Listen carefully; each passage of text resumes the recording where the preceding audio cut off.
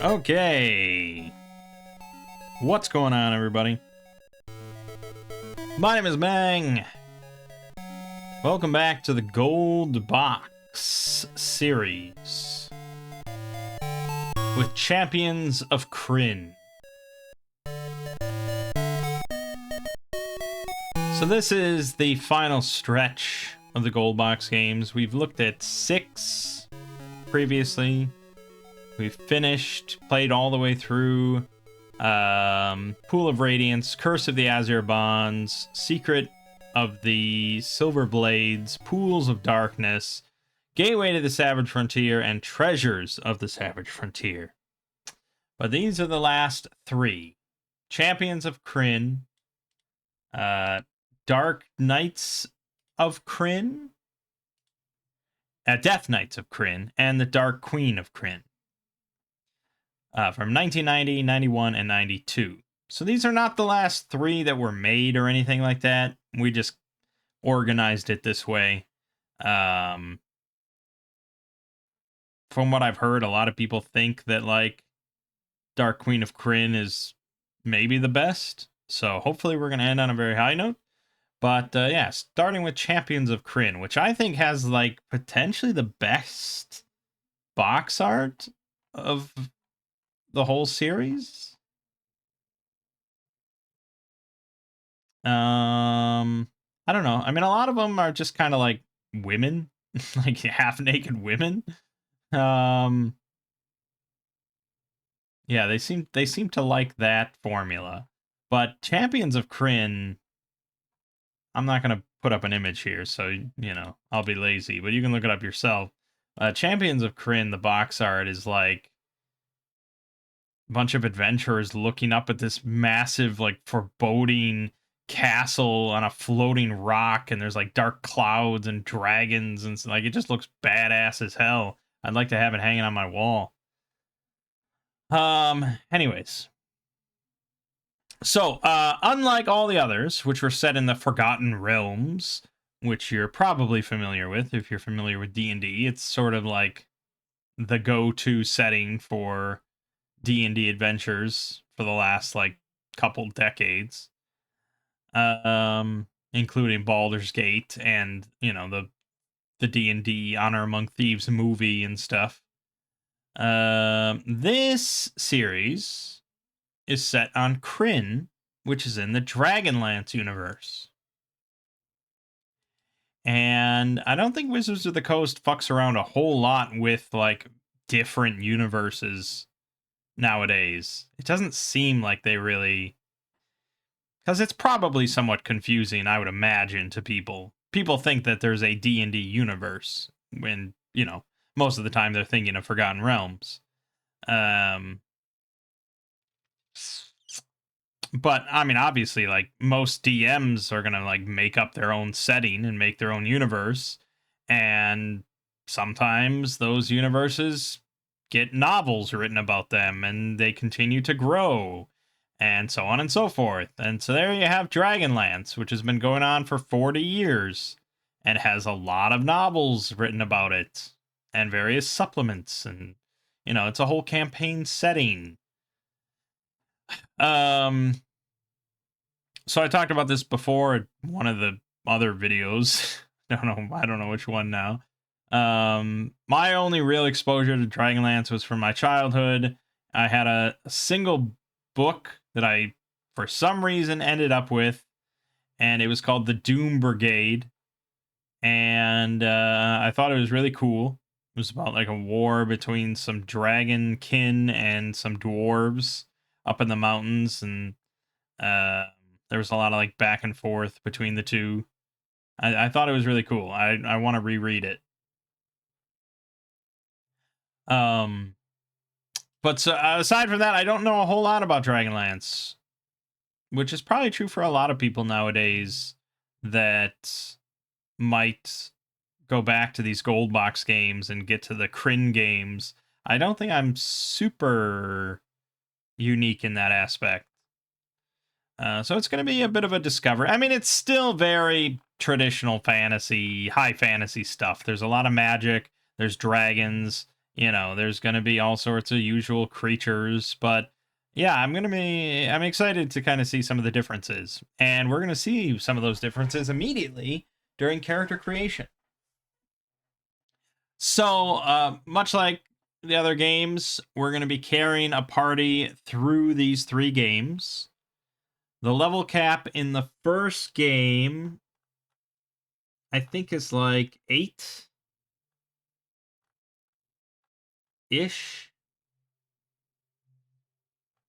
I believe.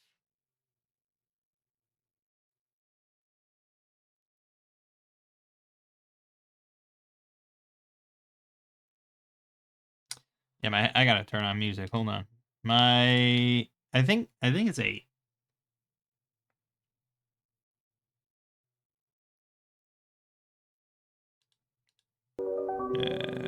No. Yeah, it's 8 for the first game, Champions of Krynn. And then for the second one, Death Knights of Krynn. I don't know if it's gonna say.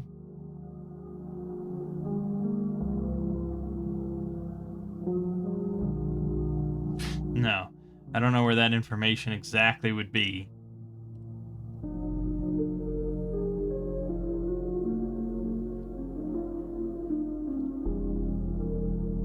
This person says, okay, basically, like,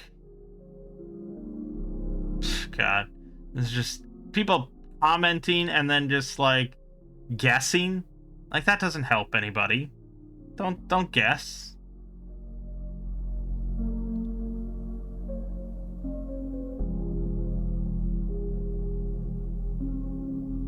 So it's like 8. And then the second game, I think I want to say, is like 14. I'm guessing. I'll tell you I'm guessing. I'm not posting this, on a forum or something. I'm guessing here. It doesn't really matter. But like 14 or something. And then the third game, theoretically, is 40. But there you're going to run into a lot of like level cap things. And there's no way we're getting anywhere close to 40. So it's kind of a moot point. But I would say the level caps are pretty similar to the Pool of Radiance series, which was 4 games. So basically combine the second and third into one game, pretty much. Okay, so let's get started. We want to carry the same party all the way through. The only slight issue, which I don't think is really that big of a deal, we can finally switch it up, is that paladins are not available in the first game. They're only available from the second game on. I don't know why. So we're going to have to go without a paladin, but that's okay, because we have an alternative. Alright, races. Here we see our first big difference, that this is not in the Forgotten Realms. So we have humans, but then we also have half-elves, we know that, but then it gets different. We have 2 types of elves, Sylvanesti elves and Qualinesti elves. 2 types of dwarves, mountain dwarves and hill dwarves, and then Kender, which are sort of like halflings. They're basically like halflings. But they have a much worse reputation, is from what I understand. Nobody really talks about Kender too much anymore, because nobody talks about Dragonlance much anymore. And unlike the other games, we're actually going to be using a handful of these alternate races, demi-human races, because they actually do get nice benefits. They will be hitting level caps. I mean, they do have their own racial level caps still, although I think with Goldmock's Companion, we don't have to worry about that as much. Like, we literally could ignore it, I believe. So we can play with whatever we want nowadays. But, we'll see about that. And there's, I've got a walkthrough here that goes into quite a bit of information about all the different stuff. So, the elves and the half-elf, they get resistance to sleep and charm. The full-bloods get more of a resistance. And apparently, Champions of Krynn involves a lot of charm person. So that's actually pretty beneficial. But Raised Dead does not work on full-blooded elves. Now, again, I believe we can just bypass that with Gold Box Companion. I think we can just ignore that. So, I don't think we should avoid elves for that reason, because we've had elves before. We had elves all through the Pool of Radiant. We had an elf all through the Pool of Radiant series. That had the same restriction. But we always can just fix it with Gold Box Companion. You can always just raise dead immediately. So, yeah, we've been ignoring that, so I'm not going to sweat that penalty because it's kind of dumb. Half-elves don't have that problem, but, you know. Also, full-blooded elves have a dex cap of 19 rather than 18, but half-elves have a slightly higher max strength, 1890 versus 1875.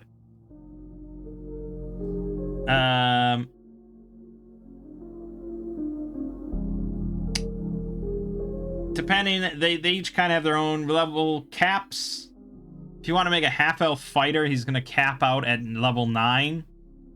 You know, single class or multi-class. Whereas a Qualinesti fighter will cap out at 14, which is still fairly low. But they will get the double attacks at 13, so there's that at least. And you could probably beat the final game with a level 14 fighter multi-class. If you even get to that point, to be honest. Multi-class is level pretty slow. We're definitely going to be doing multi-class because there is no dual classing in the Krynn games. No dual classing of any kind. So we're going to be having quite a bit of multi-classes, which means our leveling is going to be slow. Our power level is going to be sort of slow exponential growth there.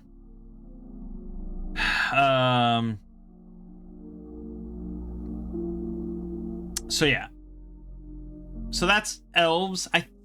The manual stated that they do get a bonus to attacks with like long and short swords and bows, I think. The walkthrough doesn't mention it, so I don't know. But yeah, you know, we'll do something with that. The dwarves. Apparently, dwarves are fairly shit. Unless you're a single class fighter. And you don't want to be a single class fighter in this series. They're going to be level capped at like 8 or 10. They level cap for cleric at 10. Both versions of the dwarves. So, yeah. I don't think this walkthrough suggests dwarves of any kind. Let me check his recommended party.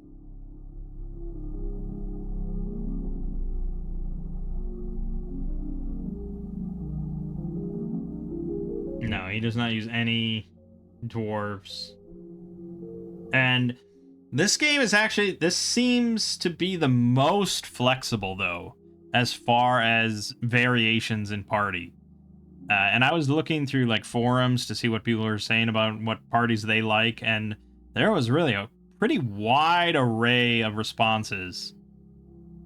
And that's really good. That's what you want to hear. So, a lot of different stuff can work. And the walkthrough says very, very many parties are viable in this game.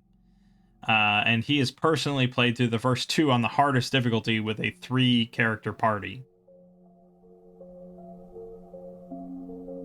But it doesn't sound like he's ever going to use a dwarf. So, yeah, unfortunate. So we'll skip a dwarf. Although, again, we could just ignore the level cap. And we could go with a dwarf. I don't know.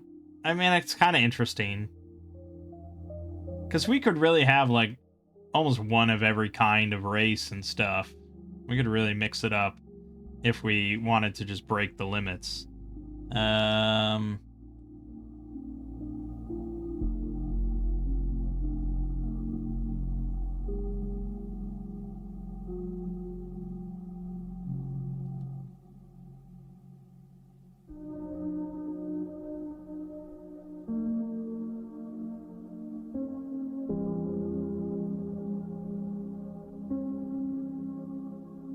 Yeah, I might. I don't think we've had a dwarf this entire time, right? That seems wrong. No, we had Golk, right? In the Savage Frontier games. But those, didn't have that a very high level cap. So we didn't have to worry about it too much. So what do dwarves get? What's their benefit? Well, they have a constitution score of up to 19. So they get a bit more health. They have a strength cap of 1899, which is second only to humans. But they have a lower dex cap.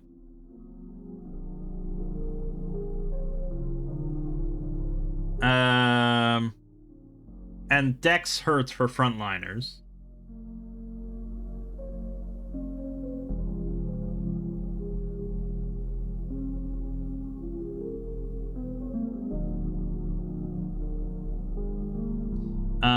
But what does the...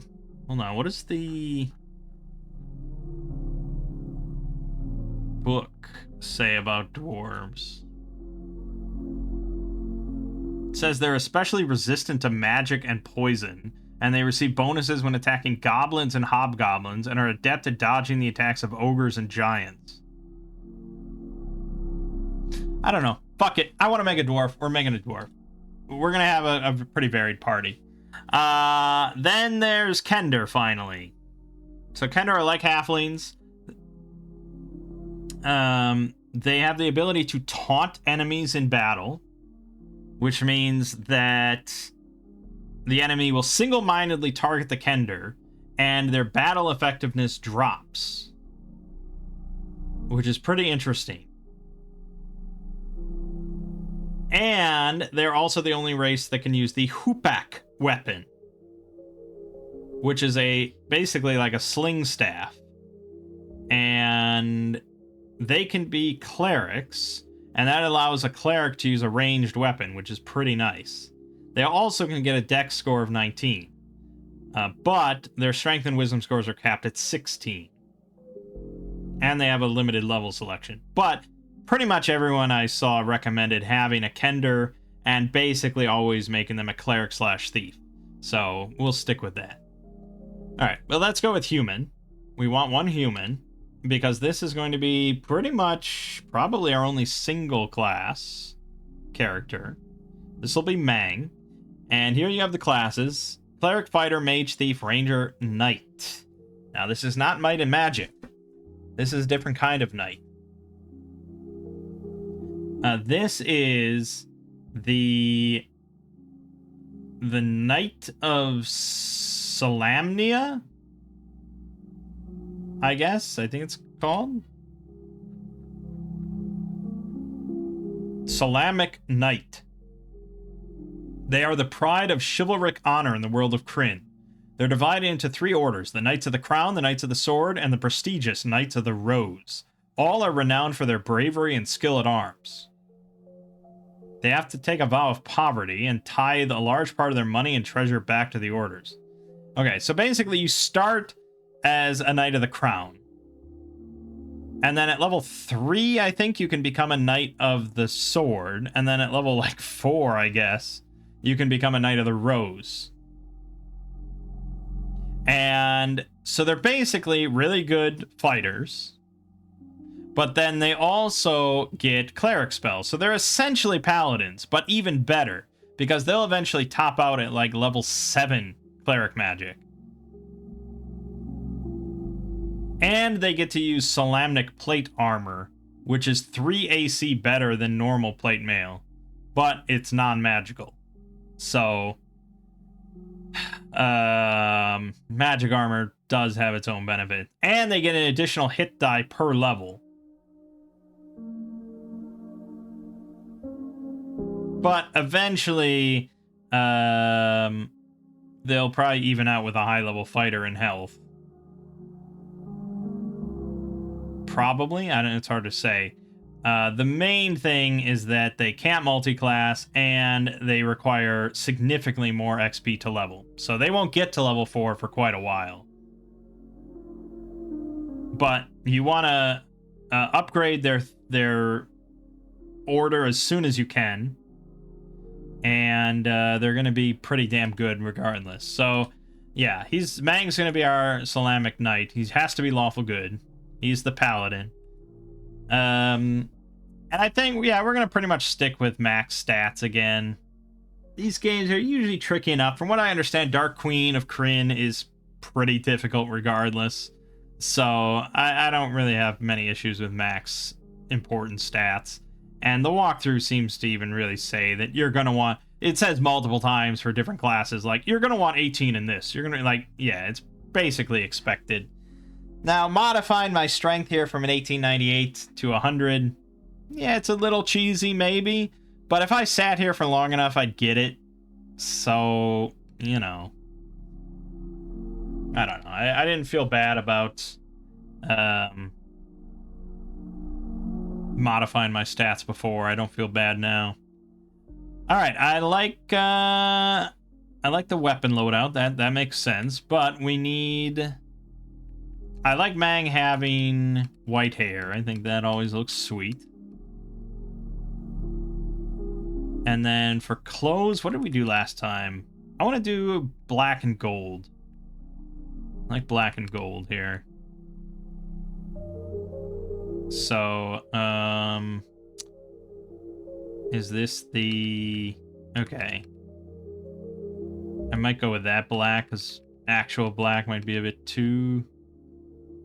Yeah, I think that works. I think that's fine. Arms...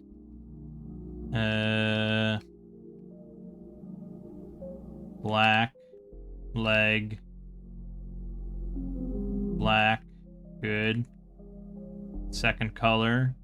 Body. We want to go with gold. Good. Arm. Good. Leg.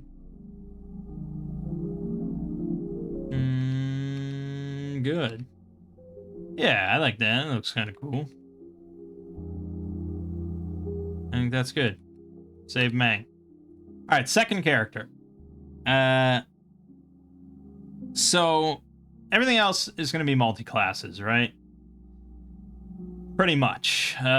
So let's do the Aquala Nesty Elf, because we do want a fighter multi-class, so we want to get to 14 for the double attack at 13. We'll go with male. Here's all your class options. And we want a fighter something. So it could be a cleric fighter, it could be a mage fighter. You could even go a triple class to get like cleric fighter mage. I don't think we really benefit too much from throwing thief in there. Our Kender is going to be our cleric thief. So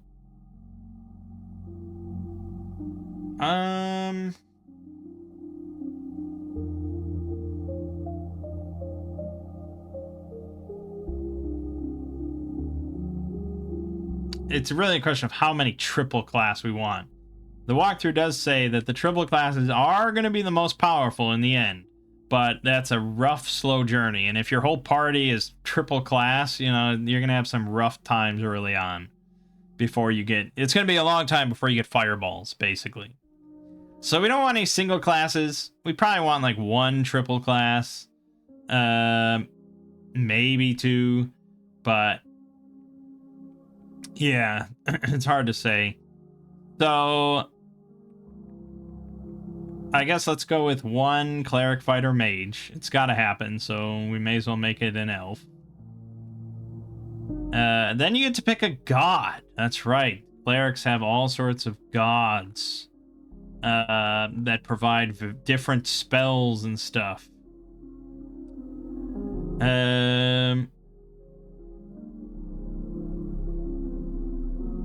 Don't choose reorcs on a non-dwarven cleric. Blah, blah, blah. There are 21 gods. Okay, 7. Deity bonuses come in two forms. Permanent buffs to the cleric or bonus spells. Majere and Mishakal provide both. Bonus spells do not occupy the normal memorization slots. Rather, they appear in the menus as special spells. Ultimately, which deities you choose in your clerics is a matter of personal preference and strategy. If you're making a multi-class cleric fighter or cleric ranger type, you might want to go with Kira Jolith, as that grants a permanent +1 to hit bonus. From a pure clerical standpoint, probably the most powerful choices are Mishakal. Every healing spell cast that rolls dice to determine its effectiveness gains a +1 bonus on every die rolled, and you get 3 useful bonus spells. And Mangg. Clerics of Mangg turn undead as if they were 2 levels higher, which is extremely handy in many battles. Alright, well, this is going to be one of our frontliners with fighters, so I think Kira Jolith is a solid choice. And we'll go with Lawful Good. Okay, good. We're going to be re-rolling plenty of stuff. You got 1875, which I think is max, actually. Alright, yep. And this character's name will be an elf, huh?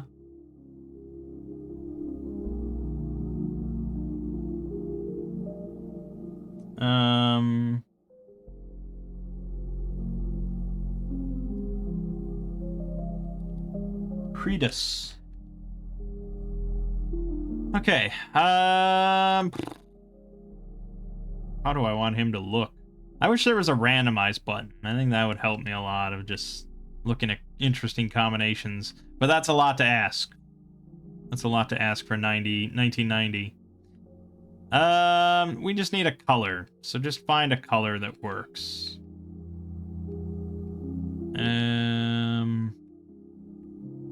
Brown? Brown's kind of a shit color.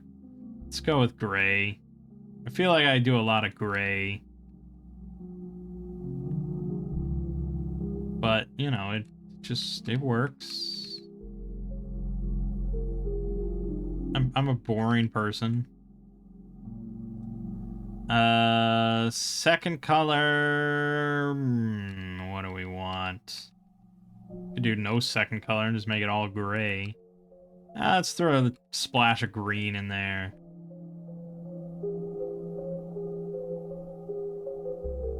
I like that. And then his shield. I'm gonna also make that kind of darker green with brown. I think that's fine.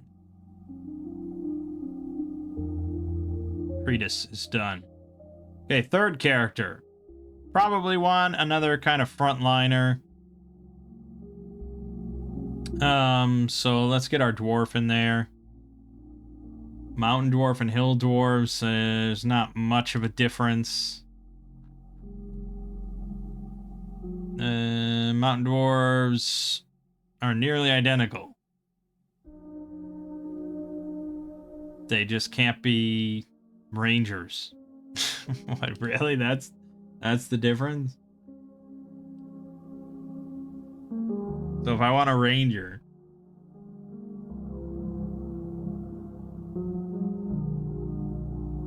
If I want a ranger, I gotta be a hill dwarf.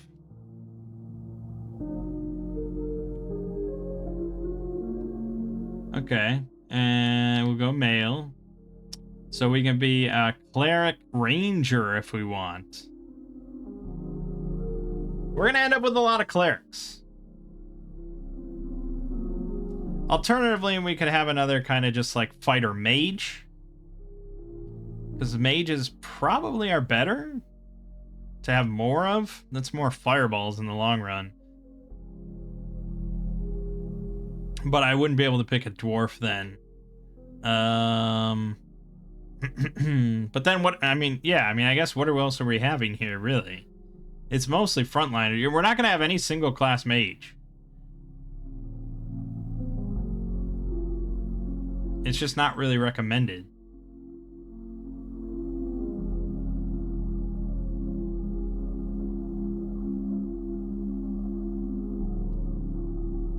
So I am going to end up with another cleric.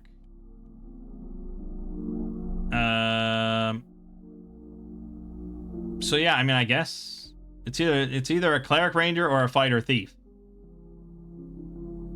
And I guess the question is, do we want... How many characters do we want that can't cast spells?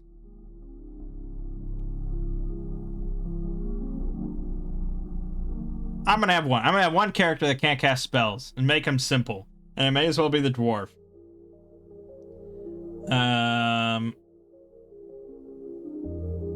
So fuck it. Fighter thief. Neutral good. I have declared it so.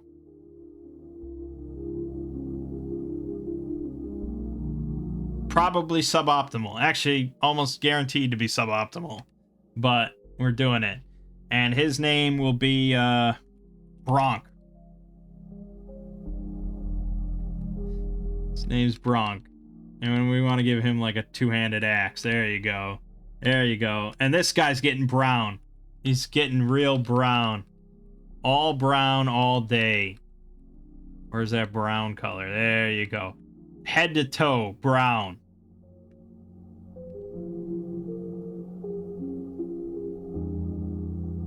Make it happen. Bronk. He'll be funny. Trust me.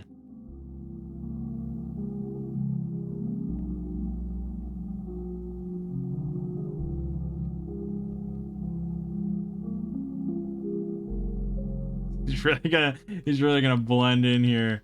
Just pure brown. He's just a big turd on the battlefield. Yeah, Bronk. He's got a little bit of black in there. You can't remove everything. Yeah, Bronk. Done. Save Bronk. Okay, fourth character. So this is gonna be our fighter mage. Fighter mage. Honestly, I could go with another elf, but let's do half elf because they can have higher strength. I'd probably benefit from another. Well, humans can't multi-class, so let's go with another elf. We're gonna have mage, melee, not male. I'm sorry. Just because females get fucked on strength. And this is gonna be a fighter mage because we already did our one triple class. I said that was done. So this is gonna be just a fighter mage. Lawful good, of course. And I don't really care because we're going to have to adjust all this. And this character's name is going to be...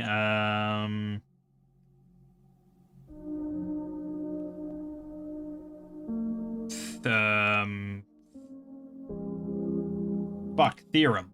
Nah, yeah, Theorem. Yeah, Theorem.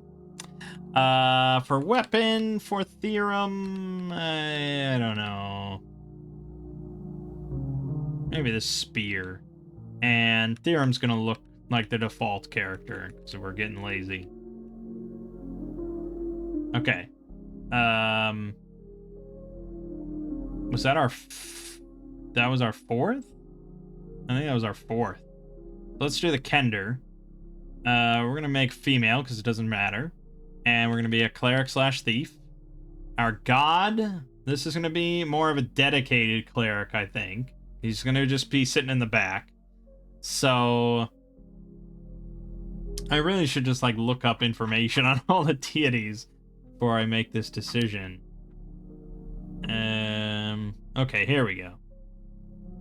So Paladin gets no extra powers, but protection from evil 10-foot radius. Majere gets the turn undead bonus and silence 15-foot radius. Kurjolith gets +1 Thaco and detect magic. Mishakal gets +1 die on all healing spells, and Charm Person, Remove Curse, and Bless.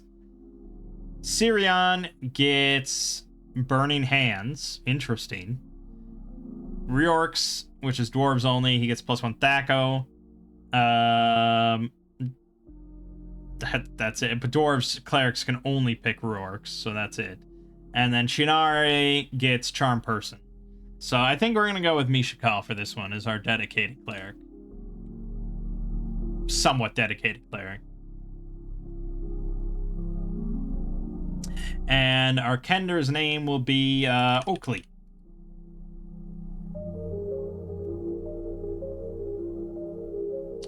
And we're looking for kind of a... yeah, I mean, it'll be a crossbow, but she's going to use the hoopak the whole time. Because apparently it's like one of the only +2 weapons you get in the first game. Color for Oakley will be bright pink.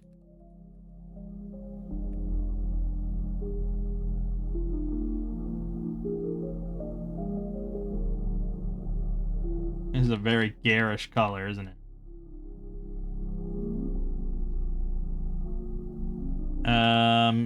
Second color.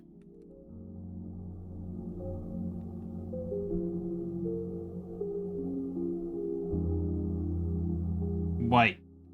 I always do this for like my dedicated healers. I don't know, it's just like the healer color scheme. And yeah, let me change the color of the hair as well. It doesn't. We're gonna go blue. I think that looks cool. Alright. Save Oakley. Okay, and then the last but not least is gonna be more of our dedicated mage. And I think let's go with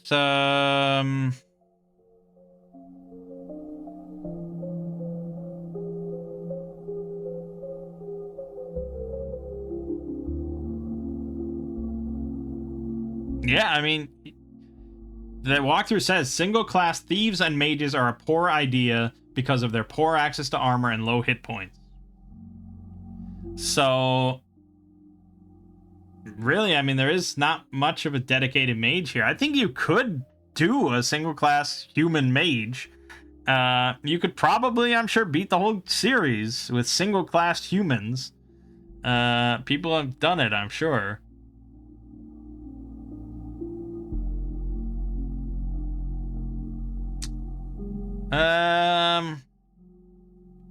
I'm tempted to just go with a Sylvanesti elf. Let me just check the level caps on that real quick.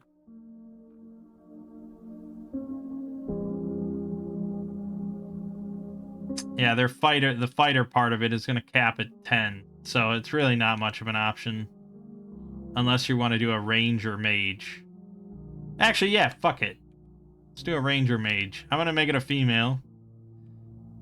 Oh no, we can't do ranger mage. Why can't we do a ranger mage?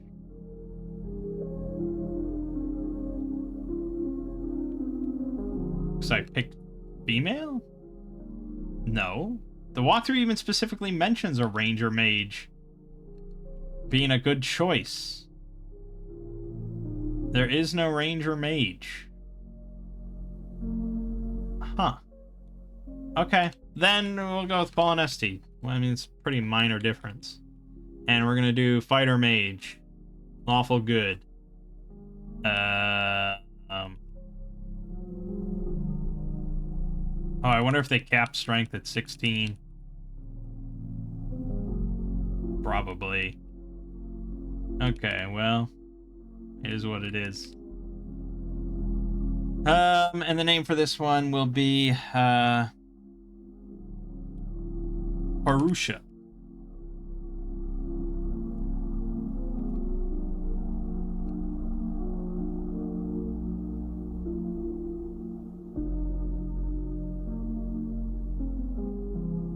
And I'm gonna make it look like a mage, even though, yeah, I mean, you know. And I'm going to make this that color. I like that. I like the light blue. And then the trim. It's really hard to tell there on the body. Maybe a dark blue.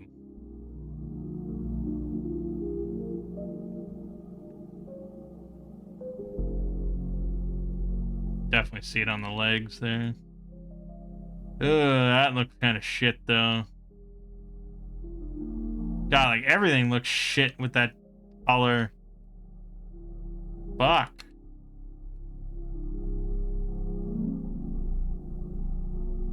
God, why does that look so garbage? We spent way too long. I never spend any amount of time in character creation except the gold box games for some reason. Fuck it, go with that. It's a bit of a mishmash. Okay, there's our party. We got Mangg. We got Krynn. We got Bronk. We got Oakley. We got Theorem. Purusha. Theorem should probably be higher up than Oakley, but it's fine. Okay. How long did that take us to make our party? 40 minutes! Good God, Mangg. Alright, let's begin. At the inn of the last home in solace, a brave band gathers in preparation for a grim journey. The lands reconquered from the dragon armies are to be scoured of the last vestiges of evil. Joining you on the trip is an older Knight of the Rose. He is introduced as Sir Carl Gardson. His mission is to evaluate the outpost for the Council of Knights. This font is fucking garbage. Let's try this one.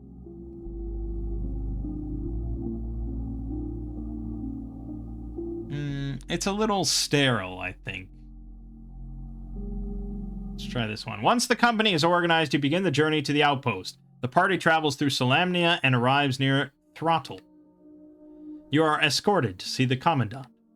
Sir Carl greets you at the office. The Commandant and I are discussing some important issues. Your first mission is to patrol Throttle and report any suspicious activities immediately. Sir Carl continues and record it in journal entry 51.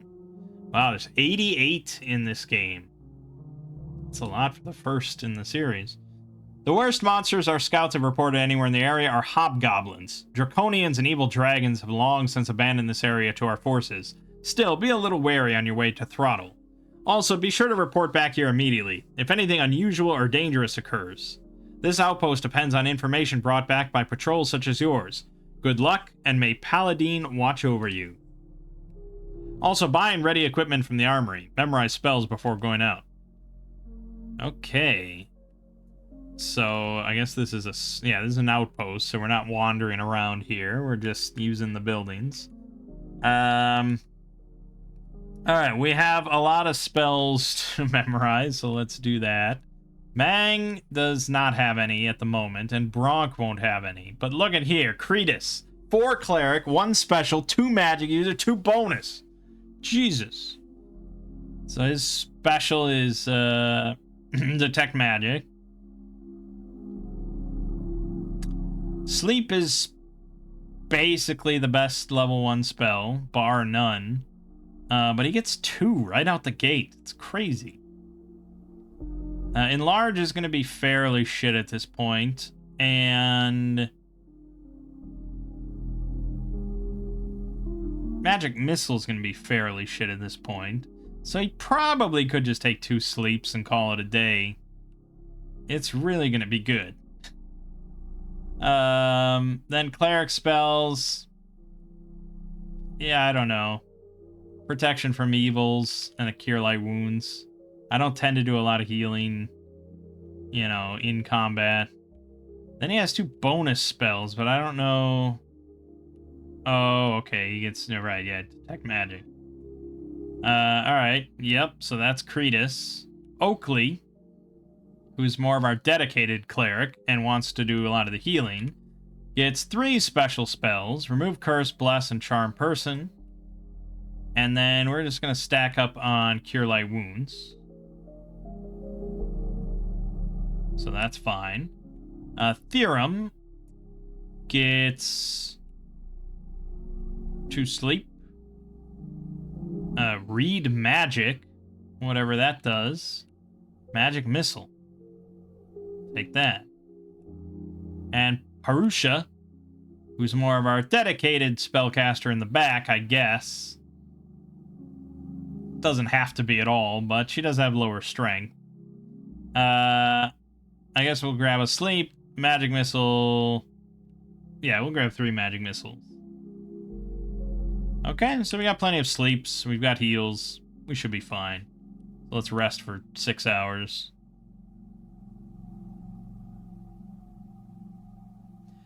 Okay, so AC-wise, Purusha actually has the best at 8. I forgot to modify my stats. Oh, God. Yeah, that... Well, we can use the editor, I suppose. Okay, hold on. I'm gonna have to do that, because I completely forgot. I was so excited, and I saw that we had gone for 40 minutes already. But no, we're still not quite done, are we?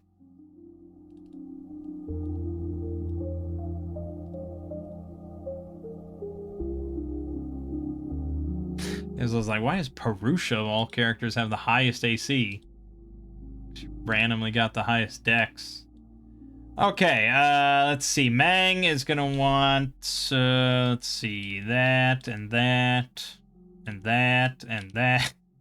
Basically everything maxed out. That's how he likes to roll. Kretus, Cleric, Fighter, Mage. I mean, there's just basically everything. You want everything. Everything except Charisma, really. I think Elves, they said cap at 75 Strength. I could go over that, but I'm not going to break that. Bronk doesn't care about a whole lot. He's already got 18 Strength. So we'll just bump up that. I won't even touch his Strength number. Oakley, I believe caps out. She's a female Kender, so probably 16. But they can have a dex of 19, along with elves. So let me make sure the elves have 19. That is one of their benefits. Whereas Bronk actually can't have an 18 dex. He has to go to 17.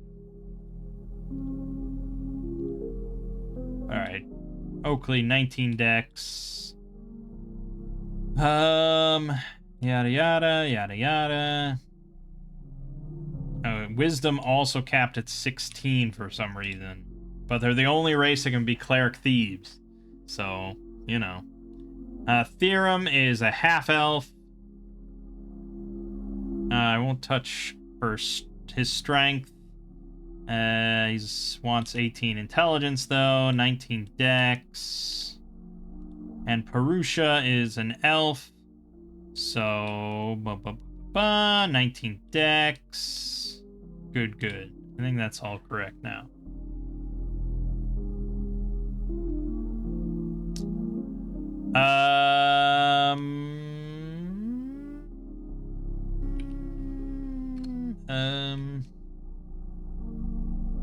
Okay, and the stats are all correct. Armor class of 6. There we go. Now we can adjust all their numbers. That's what it more should be. Everyone at 6, Bronk at 7 because he's a slow, filthy dwarf. HP-wise, Purusha actually at the most with 19, but Mangg at 18, Kretus 17, Bronk 14th here and 15, Oakley all the way down at 9. But that's okay. And we're going to swap. Well, I should put Oakley in the back. I think that's fine. Blah, blah, blah, blah, blah. Picks. Interesting. Oh, and you can change icons during the game. Huh. Okay. Good, good, good. I think we're all good. I think we're all good here. So now we're going to go to the armory. Because no one has much except, I think, Mangg. Yeah, Mangg starts with plate mail, shield, and longsword. So he's ready to go. You also notice money is different in the Krynn games and Dragonlance. That we don't have gold, plat, copper, silver. It's just steel. Steel coins. So that's simple and sounds really heavy.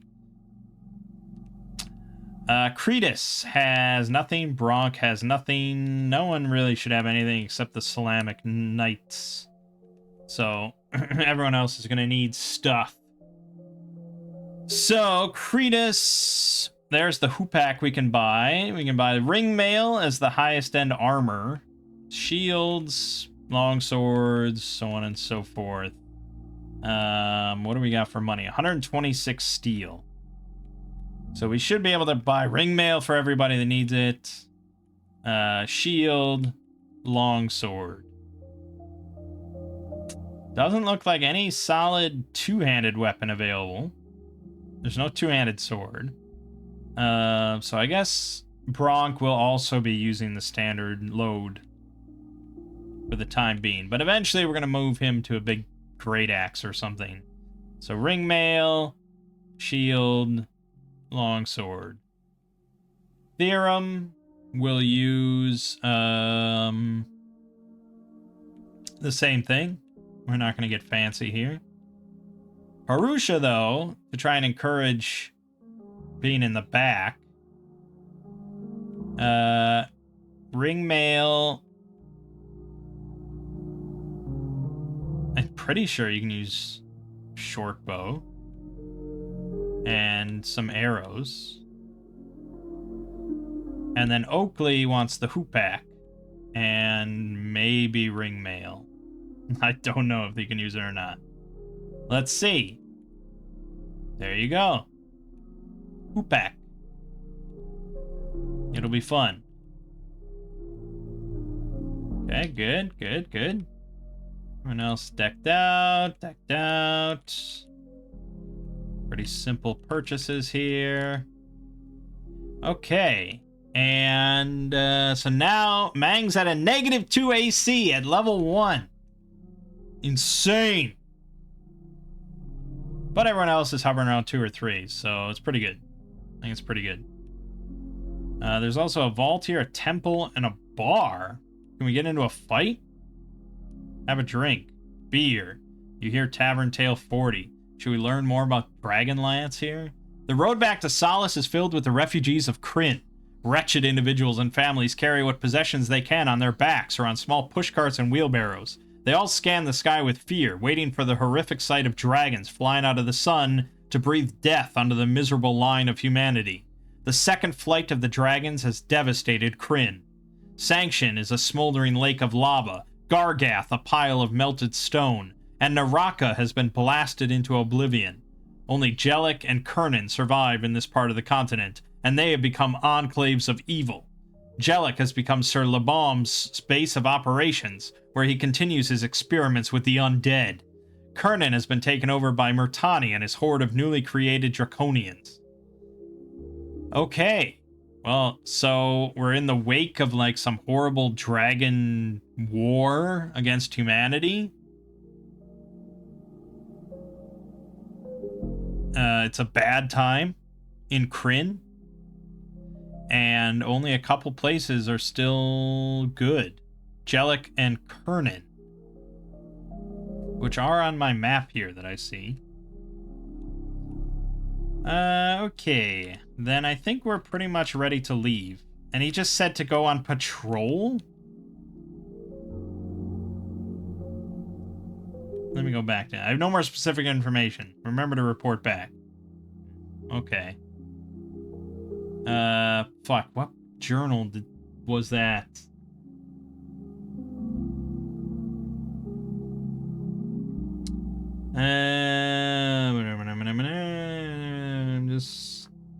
I don't want to read the walkthrough of exactly what to do. I just want to kind of... If you could just tell me what journal entry he told. 51, okay. I just want to reread that real quick.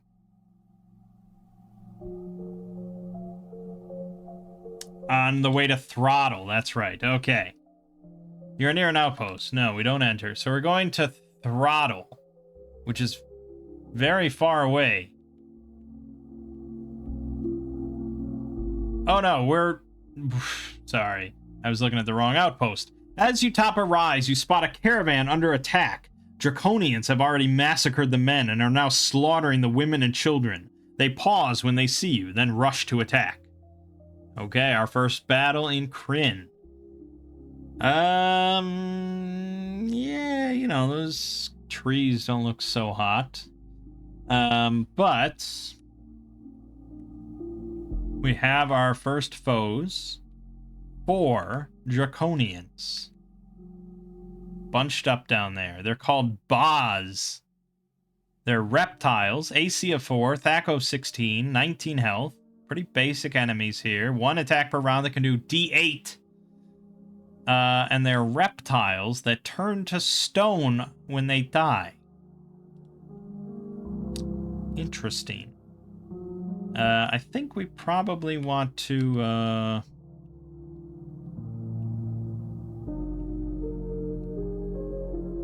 I can yell. Oh, yeah, I can taunt with Oakley. But we mostly want to auto. which I don't seem to have any sound for.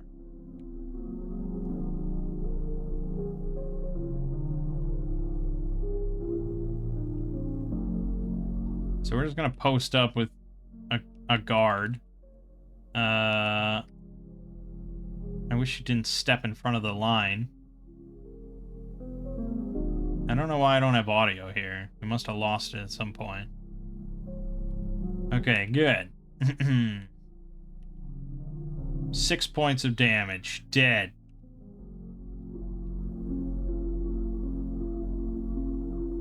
We're not even gonna bother with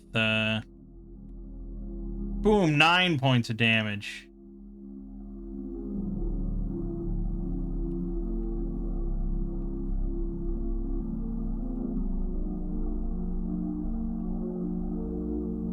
$10 points of damage. Damn. Alright, 108 XP. 20 steel. The caravan lies in waste before you. The air is filled with the sounds of wailing women and children. All of the Draconians are slain save one, who rips a book from a dead man's hands. He turns to you and merely laughs, then he takes a step and disappears. One of the surviving women comes up. Brave warriors, will you help us reach the outpost? All our menfolk have died. Do you help? Yes. Thank you for your help. We get XP. Bronk and Oakley already leveled up! Mangg gives his tithe to the knighthood. Yeah, I mentioned that. The knights have to give like 10% of their money every time they go to an outpost. So really shouldn't have any money. But, you know, we'll pay our tithe.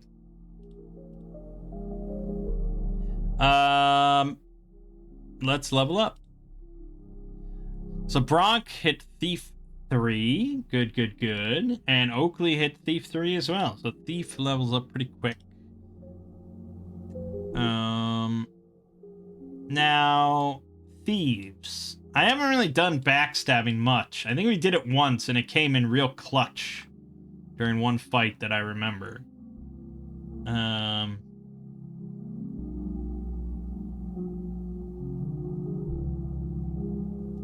Backstab. Let me just read about backstabbing. Okay. In order to inflict a backstab, the thief must be using a melee weapon that is normally available to that class. Meaning a weapon that a single class thief could use. For Kender thieves, that does include the hoopak. The enemy must be one that occupies only a single square on the combat map, so no dragons or ogres, and the thief must be directly behind the target. It can be somewhat difficult to determine the facing of an enemy in the game since there are only left and right facing icons, but with practice this ability is a very efficient eliminator of higher HP enemies that might take several more rounds to kill, particularly if they cannot be or you fail to make them helpless. Even non-thieves enjoy the benefits of a better hit rate when attacking from behind. Okay, so I normally just do a lot of auto combat, but there is something to be said for manually going around and backstabbing. So our thieves are Oakley and Bronk. Oakley and Bronk, basically. That means that Bronk's kind of restricted. He won't actually be able to use the big great axes if we want him to do backstabs. And I think we probably do want him to do backstabs. So I guess we kind of need to figure out what weapons can a thief use. I'm pretty sure they can use longswords. I'm pretty certain.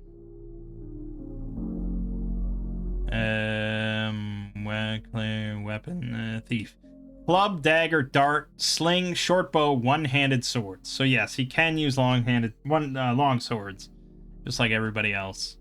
But no, thieves do not get access to any two-handed weapons. It's kind of a bummer it worked out that way. I'm not super pleased about it. but it's fine. Okay, anyways. You enter the office to the sounds of battle. Sir Carl drives his sword through the Commandant, who collapses. The body then writhes and becomes a civac. Sir Carl murmurs, "I was afraid of this." As you report, his face grows gray. "This is much worse than we feared. We have a patrol in Throttle. Caramon leads it. Find him. Tell him he is desperately needed here. The imposter has emptied this outpost of troops. I know you are inexperienced, but I have no one else to send."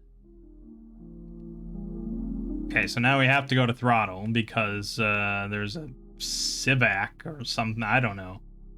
I don't know, man. But Throttle's right here. Throttle's off limits to you. Leave and no one gets hurt.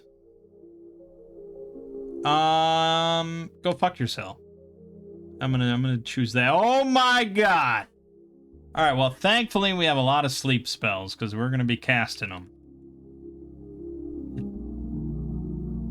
Boom, sleep. Boom, sleep. Sleep. Alright, well, that could have been better.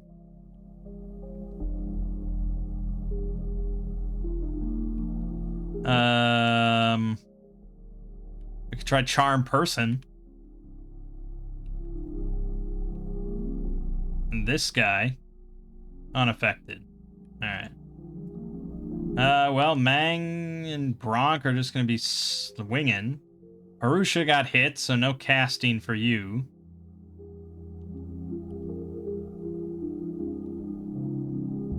Kretus gets asleep, though. Let's try and, let's just try and saturate targets as much as we can.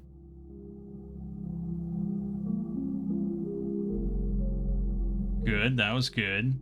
Ow, that really fucking hurt. Oh, God.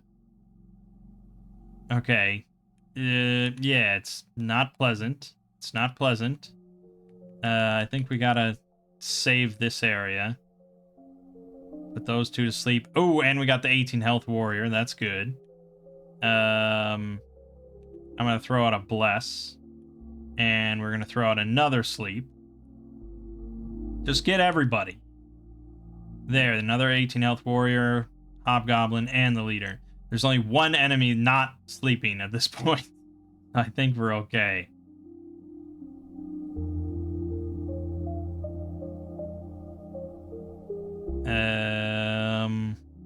Yeah, just go. Just go. We should be fine. Should be cleaning up pretty good here. Yeah, I wish we had audio. I definitely wish we had audio. Let's cure light wounds.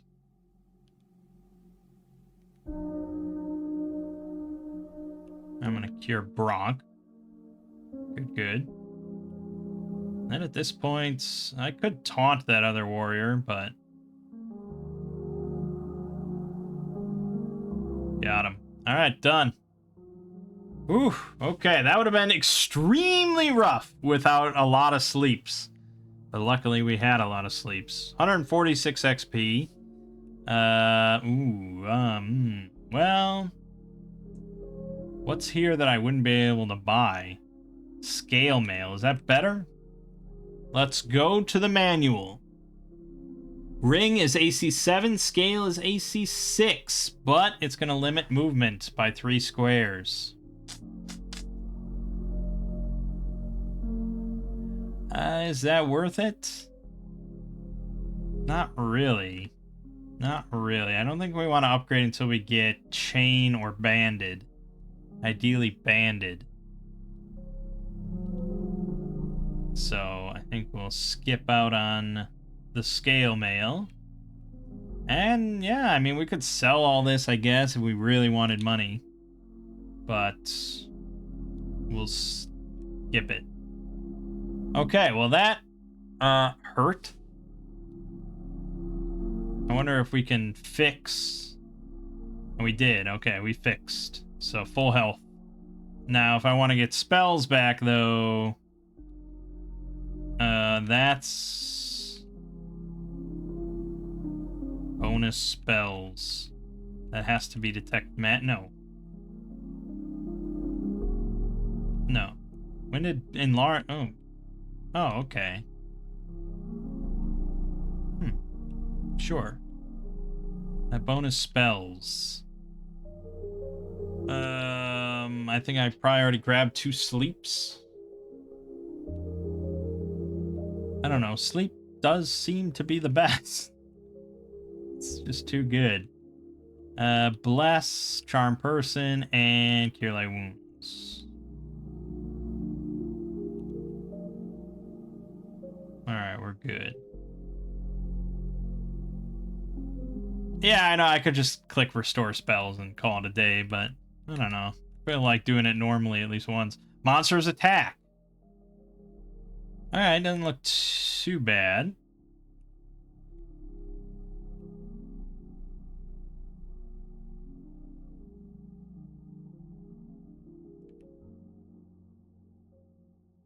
Just auto battle at this point.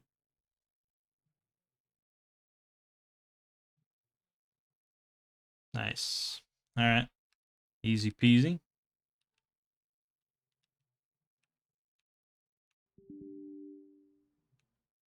This is a well-furnished study. Alright, now there's like no audio going on at all.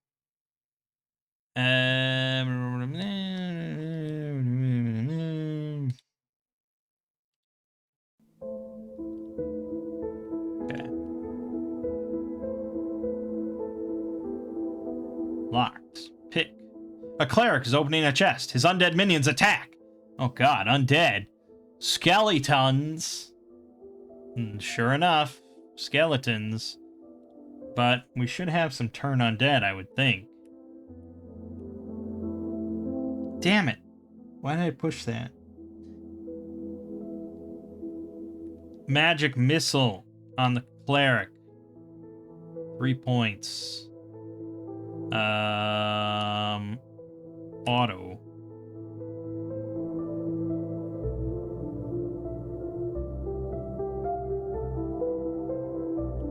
Auto. Turn. Didn't do shit. Turn. Didn't do shit. Kretus is gonna die. Is that what you want? Is that what you want?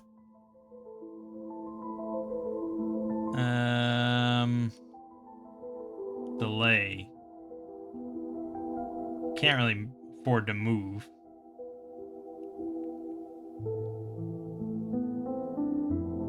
Okay.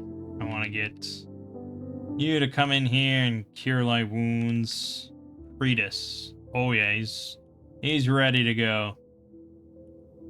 He's ready to give him a bit of the business. Oh yeah, it's all done.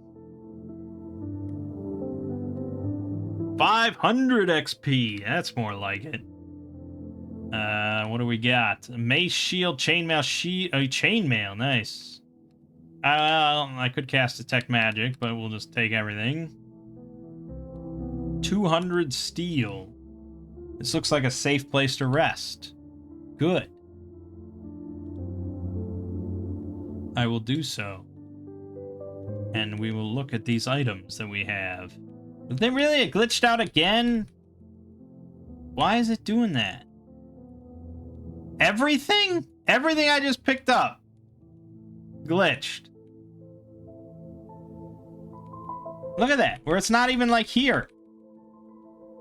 I picked up like 7 items. What is up with that?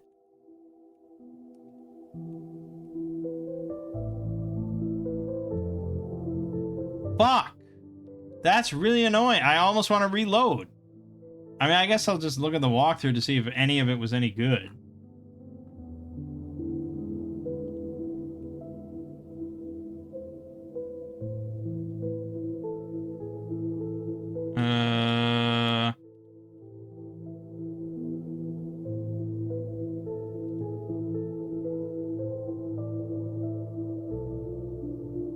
Okay. So the chainmail, I knew that was good. The shield was a shield +1. And the scrolls also both had 2 neutralized poison spells. And the walkthrough says to treasure these scrolls. Chances are you'll need them every now and then. Now, again, I can just heal everybody with the companion app. But still, a chainmail and a shield +1. That's annoying. When did I last save? Did I save after the big battle?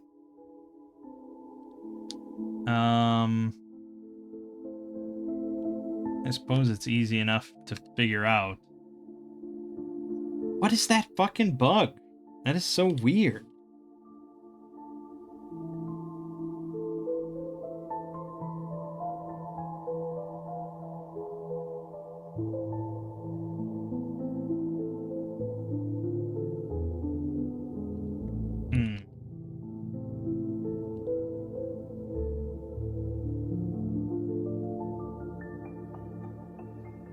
Yeah, I don't know.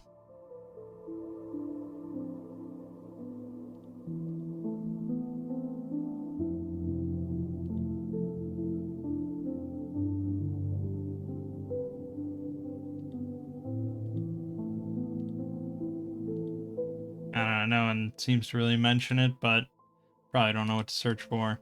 And then the game froze while closing it. Awesome, awesome. These games are not flawless in programming, unfortunately.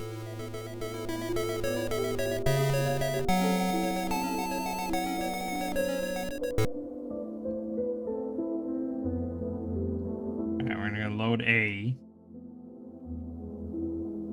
Okay, this is at... Alright, after I did that. Okay. So I just have to redo the cleric battle. Which is fine, I suppose.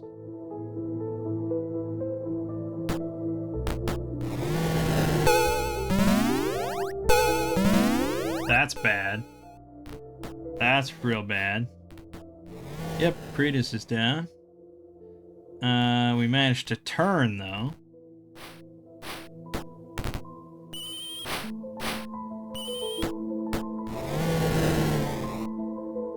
Okay, it's fine. Alright, well, I'm gonna have Bronk pick everything up. I don't know if that makes any difference.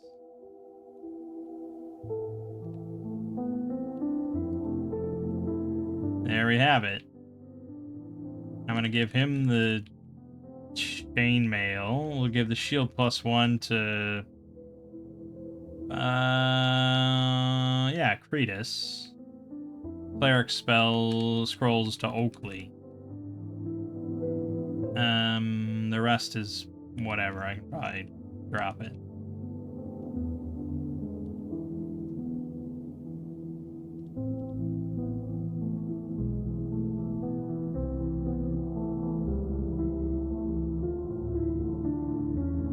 Okay. Well, you know, was that worth the time? Maybe. I'm gonna save. Monsters attack. Alright. Shouldn't be too much trouble for my band of strong men and women. Just a bunch of hobgoblins. A lot of misses because we're level 1.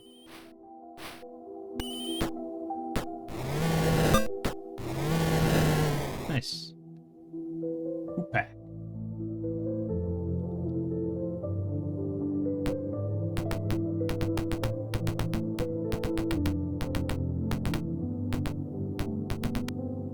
A man gibbering with fear stumbles into view. He cries out in anguish, "Caramon, where are you? Look out! Above you, it's a trap!" You record the rest of his speech as journal entry 38. They're back there. Who? Look out! No, I stabbed one, but it took my sword. I couldn't get out of its body. Caramon! His eyes clear for a moment, and he becomes more lucid. Listen to me, he says. They've captured Caramon. Most of our party has been wiped out. He suddenly jerks about. What's that? Get them! They've got Caramon!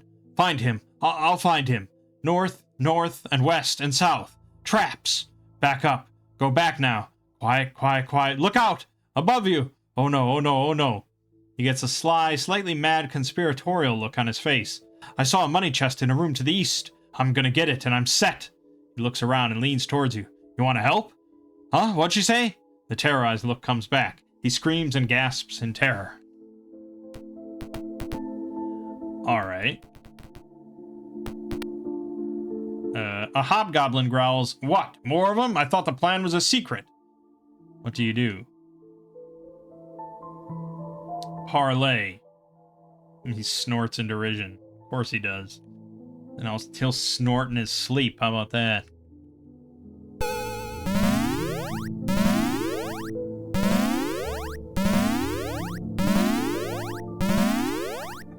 Yeah, that's pretty much a done deal, I think.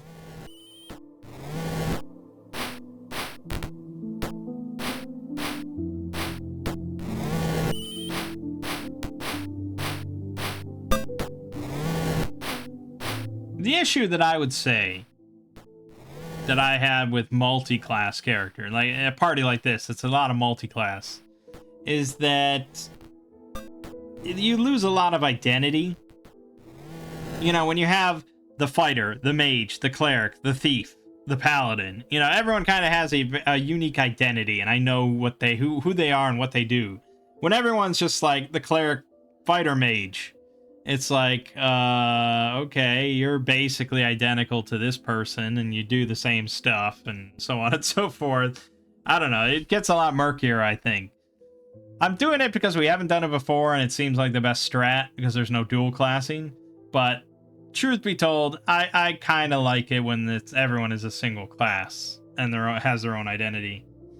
It's easier when you're playing a role-playing game, and a character's personality and stuff becomes their identity rather than just their class. But here it's like, what do I have?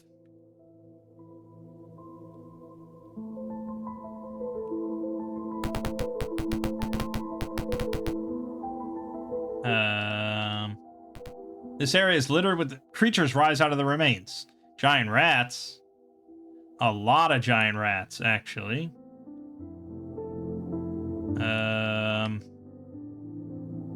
Oh, and skeletons, which I turned every last one of them. Don't mind if I do. We're gonna go with this. That level 1 sleep supremacy. You love it. We didn't get much of that in Gateway to Savage Frontier, but it's back with a vengeance.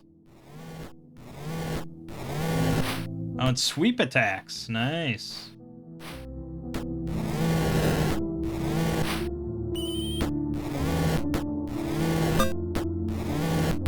And that old school gold box sound effect when they die, and not the scream of death.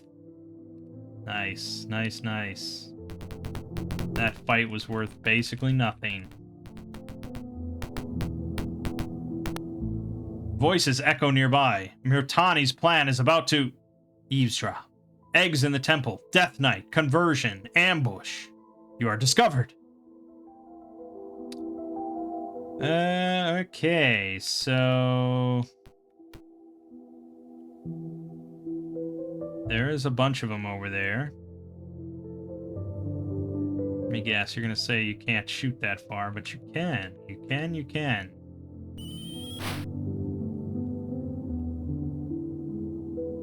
Yeah, we want them to come to us.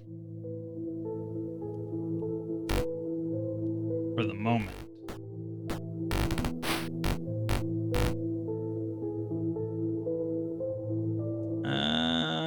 Still not quite where I want him to be.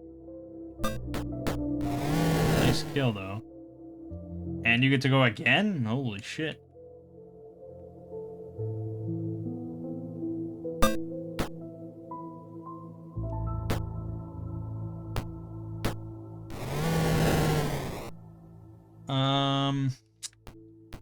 Let's have you move up. Cure light wounds.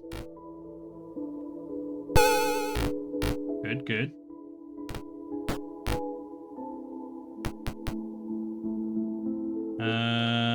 Just hold the line a little bit longer there. We almost got a good sleep here.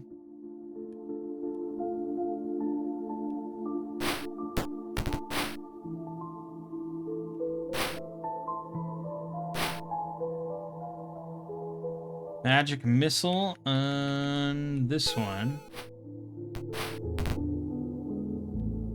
Okay, this is acceptable.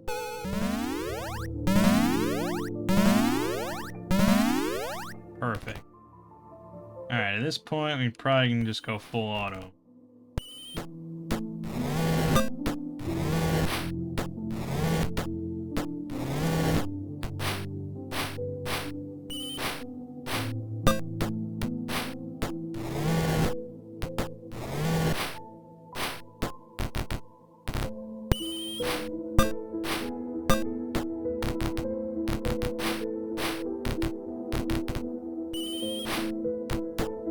Nice.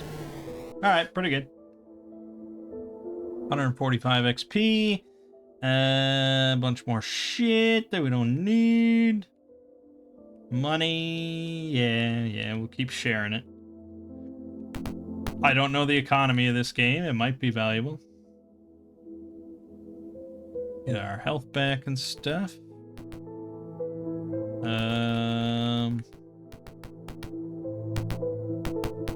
Okay. Monsters attack. Easy shit. These are the easiest enemies in the game. Actually, there's centipedes. They have poison. Let's hope no one gets poisoned. That would be bad news bears.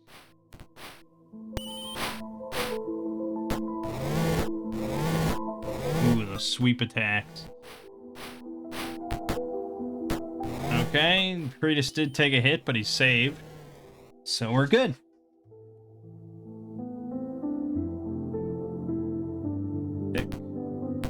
Nothing. Broken swords and armor indicate the remains of a battle. You recognize the heraldic device of a Salamnic knight. Uh-oh. Mangg doesn't like that. Monsters attack. They sure do.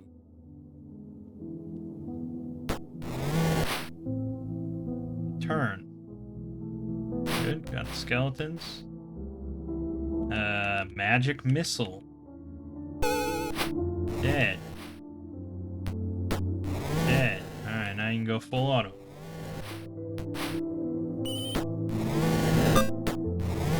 I mean, we're not a bad group of characters, I'll say that. Definitely can wipe out some shit. Some clerics and hobgoblins attack. Others run through the wall in the southwest corner of the room. What do you do? Run through the wall in the southwest corner of the room. I'll have to remember that. Okay, sleep immediately before we get held.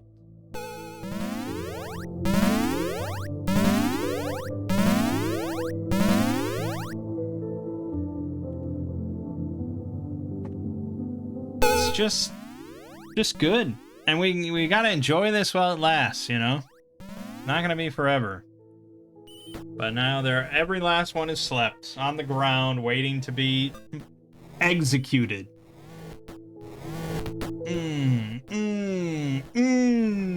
Beautiful.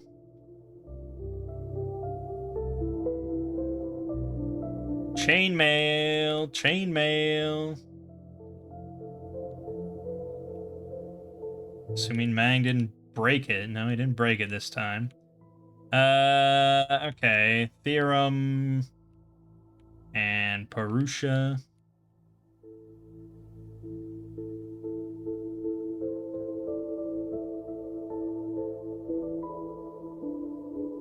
Actually,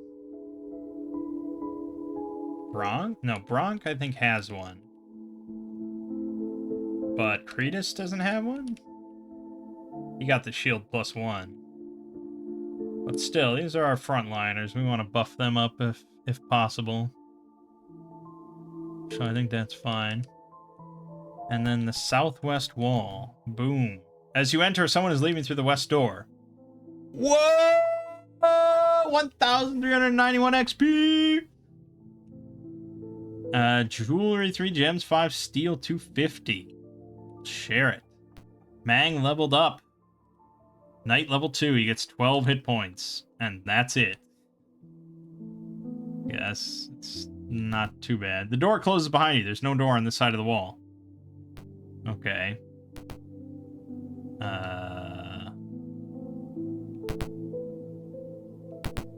Monsters attack.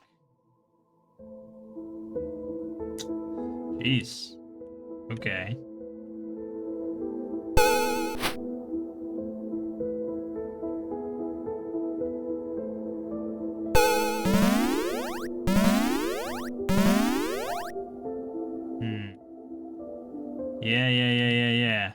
Yeah.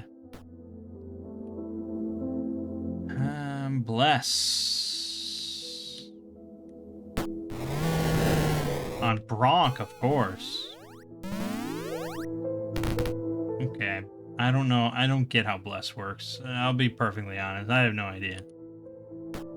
When you use it out of combat, it affects everybody. In combat. Weird.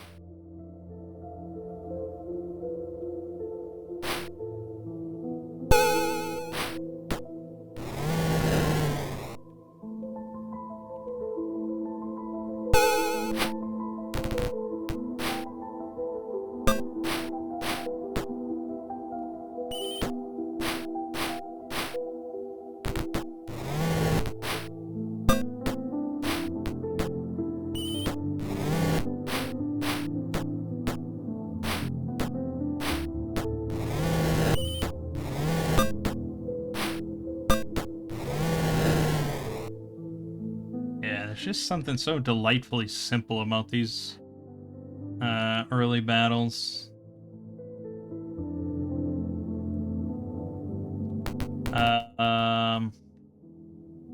But we want to go back to the room we were in. There was another door. Monsters attack! That's not a monster, that's a man! And there's monsters in there, though. Should be fine. Burn some skeletons, kill some rats.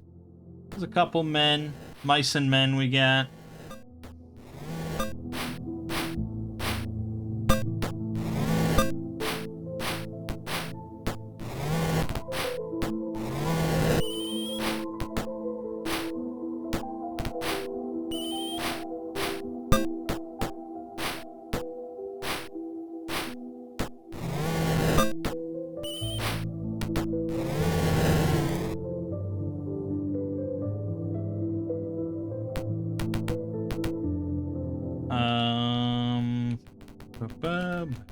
Yep, oh boy, there's a lot of random encounters in this place. Doesn't feel like we're clearing it out, actually. Oh boy, where's the good sleep here? I guess this. We want to get the mages. Did not get the mages. Going anywhere else is going to be quite risky, actually. If we get this and only Mangg goes to sleep outside of the enemies... Okay, that was like kind of worst case scenario, actually. Try a charm person on this mage. Unaffected. Yeah, I mean, hard to say if that's ever gonna work.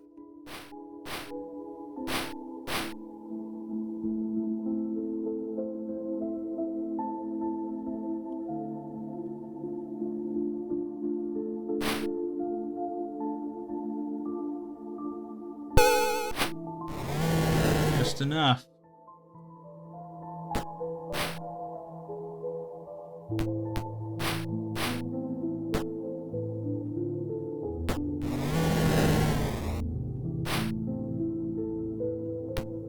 I'm not quite ready to go full auto here.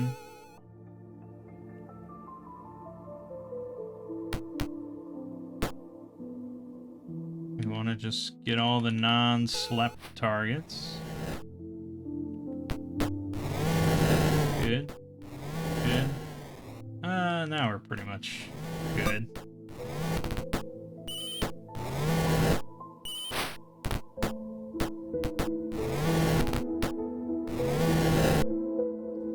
We're at 84 XP. Bronk and Oakley leveled up again. We think it's the thief part again.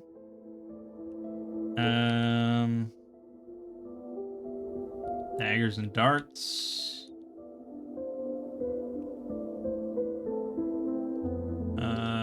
Let's see. Bronk Fighter 3. There you go. 7 hit points. Thako. Good, good. And Oakley Cleric 2. 5 hit points, saves, and an extra cleric spell per day. Level 1.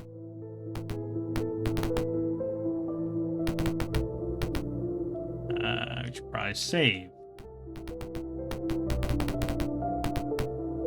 Definitely more of a dungeon than a town.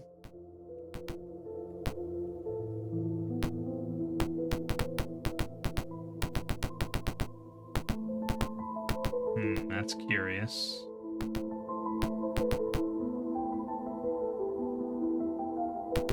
You are attacked by a flight of arrows from the north. A soldier approaches and wants to parley. He explains his presence here, and you record his journal entry 35. I was with a party of knights and others under Caramon that came in here to explore. We haven't really found anything. Caramon's already left to report. I guess you must have missed him. Oh, one thing we did find out was that there's a treasure left over from the previous occupants of Throttle. We got word of it from a hobgoblin who was sneaking in to claim it. Before he died, he told us that it was located in the south-central area of the city. Tell you what, if you help me find this treasure, I'll split it with you, alright? You allow him to join your party. Here I will resort to the walkthrough.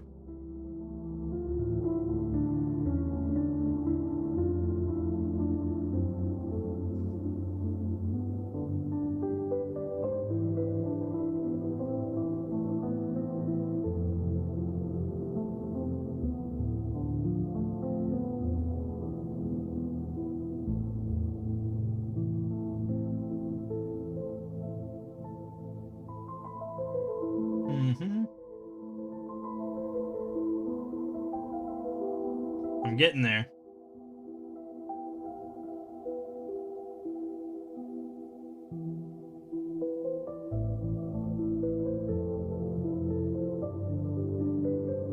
The tale about the loot in the south central area actually is true. That was 8-12 with the gem and cash stash, so we already got that, of course.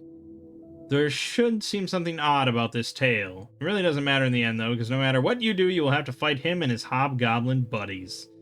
If you let him join now, he will fight on your side for a short while, but then turn on you at 2-6. If you refuse him, you will fight him here. He's a 7th level fighter with an AC of 1. Also too high for the sleep spell to be effective. So the only way you might reasonably have to make him helpless at this point is possibly the hold person spell. Charm would work, but then you miss out on his loot, and it's good loot at this point.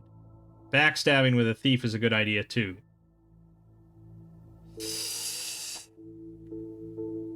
No, the soldier said, "I'm sorry to hear that," and signals. Okay. So he's got 42 health.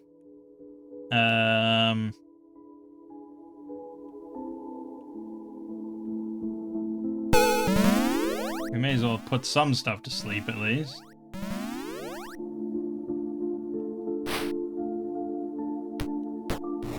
We do have a lot of magic missiles, so that'll help to kind of whittle them down. But we should probably be throwing out blesses, right?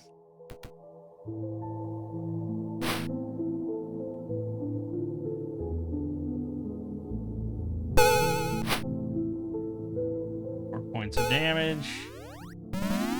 Rusha, Oakley, Bronk, not Mangg. See, I don't get it. I really don't get it. Okay, he left. But I already cast the spell and I didn't pay attention, so there you go.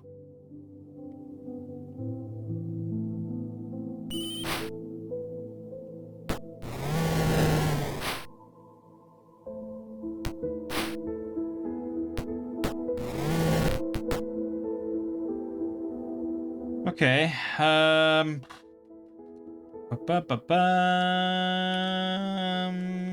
probably being a bit too cautious here, but, you know, doesn't hurt.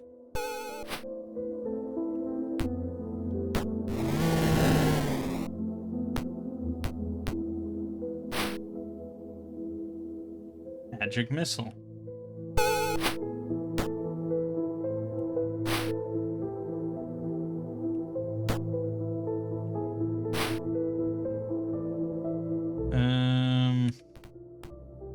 No. fast. Cure light wound. Boom. Gain 10 health. It's pretty good. Magic missile. No more magic missile. I want to get this sweet backstab. Oh, that was a backstab. 8 damage.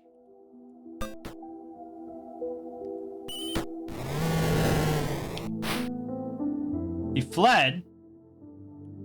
Well, that's not good, is it? Do we get his loot? Oh, we do get his loot, even if he flees. Okay, well, great.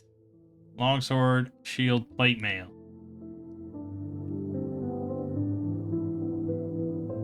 So the other stuff is basic, bitch, but it's our first plate mail. So don't drop it. So let's give it to Theorem.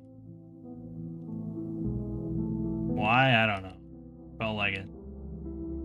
Okay. Good.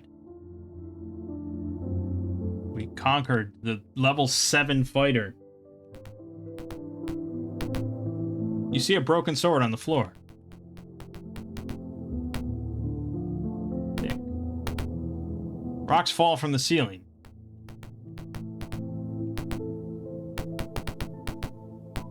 Seems mean.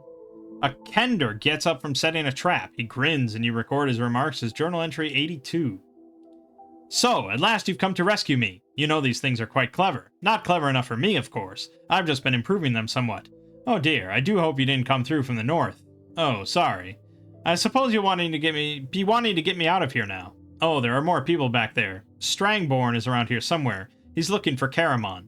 Oh, you want to find him? Well, that's an interesting story. You see, when we first got together about 2 weeks ago...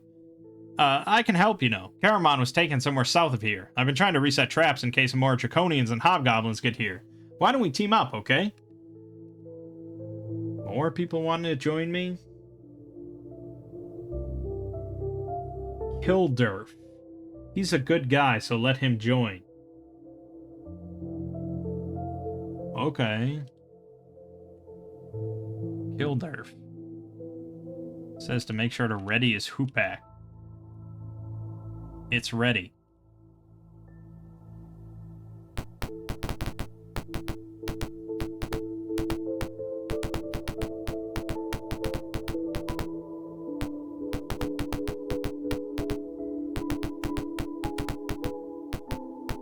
Okay. Just covering all our base. Oh, pit opened up beneath our feet! So much damage! Monsters attacking gibbering fury! Oh, so many rats! And skeletons. I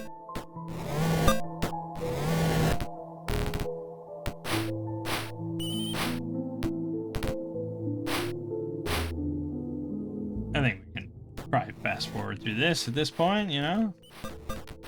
Just fast forward. There you go. See how quick that is? Not really much of a battle, to be honest.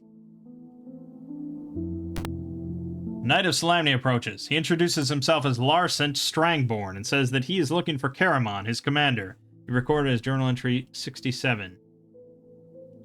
I was with the patrol that followed Caramon in here. We ran into trouble almost immediately. We were not really expecting much opposition, but we were ambushed by a large force of hobgoblins and draconians. I was knocked out by a blow to the head early in the battle. I awoke in a dark corner alone. It took me a while to get my bearings, but I finally went out in search of my companions. I overheard from passing patrols that everybody except Caramon was killed. You must help me find Caramon. He must not be allowed to fall into the hands of the leaders of this band. I mean, yeah? Sure. Strangborn asks you about Sir Carl. After hearing your answer, he hesitates and then tells you a story. Oh boy. Sir Carl is the most honorable of men. I would follow him anywhere, but there is something very dark and strange going on around him. He seems obsessed with a young girl named Maya. The fact that he's about 40 years older than she is isn't really the problem. If they just settle down and declare themselves, all that would happen is that a few gossips will snicker and that'll be the end of it. But they won't do that. Maya is extremely valuable to us. She has sources of information that are astounding, especially for one so young. But whenever the two of them are in the same room, the tension is so obvious that... never mind. You say that he seems to be alright. I will go on that hope, and let troubles find me in their own good time. Okay. So let's bump Strangborn up here.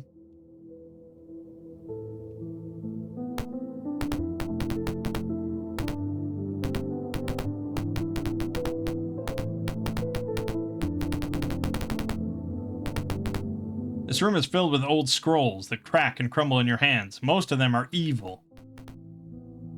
Okay, we found something. A white scroll. Oh, right. So I didn't really go into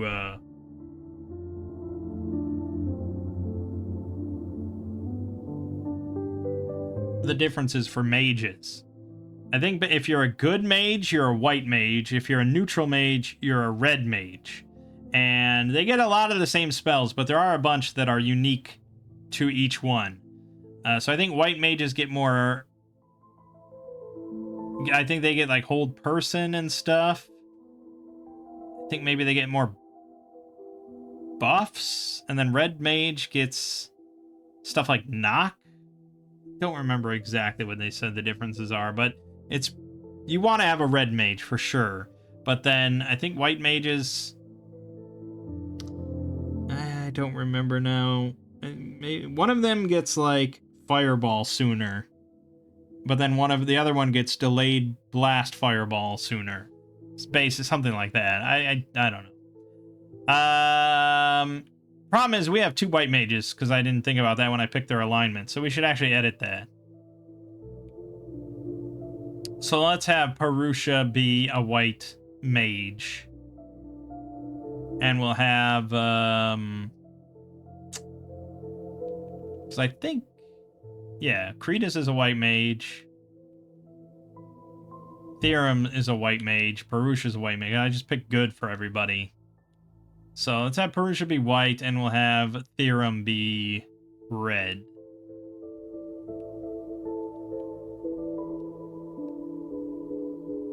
So let me adjust that. What? What? What? What? You just closed out of the game? What happened? What did I push? Ah, what did I push? Damn it, man.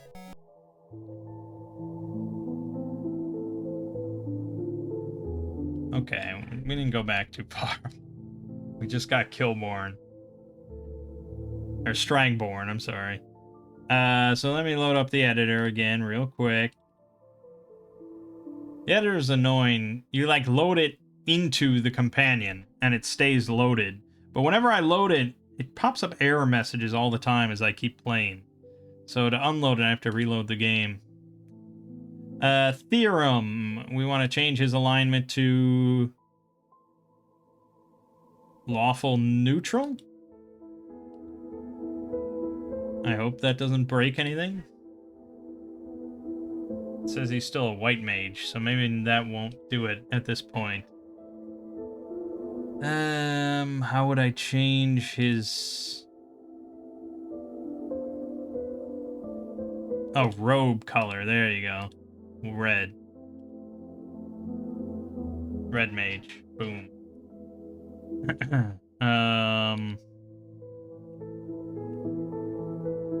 Yeah, I don't know if there's going to be any differences at first level. Okay. What is word number 1 after the heading magic? Rulebook, page 7. So they didn't disable the copyright protection? I have to actually do this when I save? Come on, dude. Word number 1 after the heading magic. Rulebook, page 7. What is the rulebook in this context? Is it the manual? Is it the journal? Page 7. Magic. It's 2? T-O? Okay, great. I can save my game. Fucking hell. That's not good. Why are you doing that? Don't do that. Anyways. Strangborn stops you. Wait! There's a trap here. He sets it off harmlessly. Cleric and Draconians are rushing from the north. You hear someone was at the trap. They spot you. What do you do? Well, we attack. And we launch off asleep. Nice and clean like.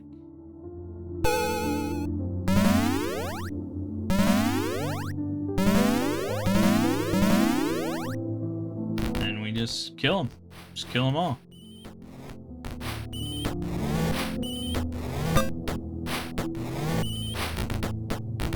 Strangborn's got a sweet icon.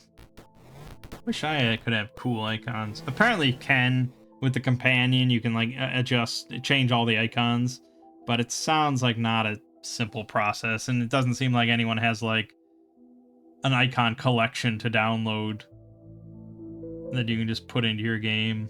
So what else do we got? Another chainmail, but I think we're good now. So let's just share the money and move on.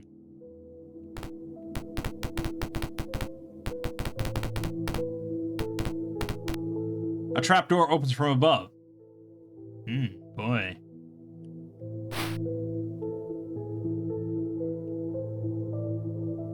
Plenty of shit. We mostly care about the mages. Ooh, that was not very effective at all.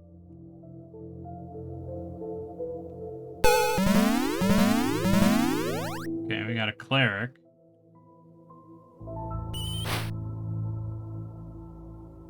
I'm gonna try a charm person. One of these days it'll work. Hey, I got the cleric. Alright, well then the rest should be pretty easy.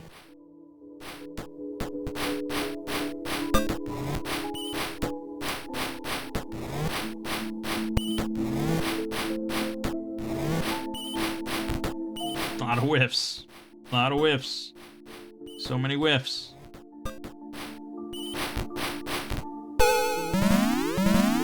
He cursed him.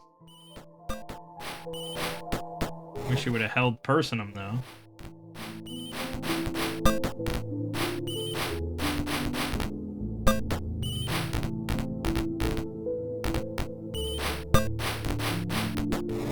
Oof. Okay. 183 XP.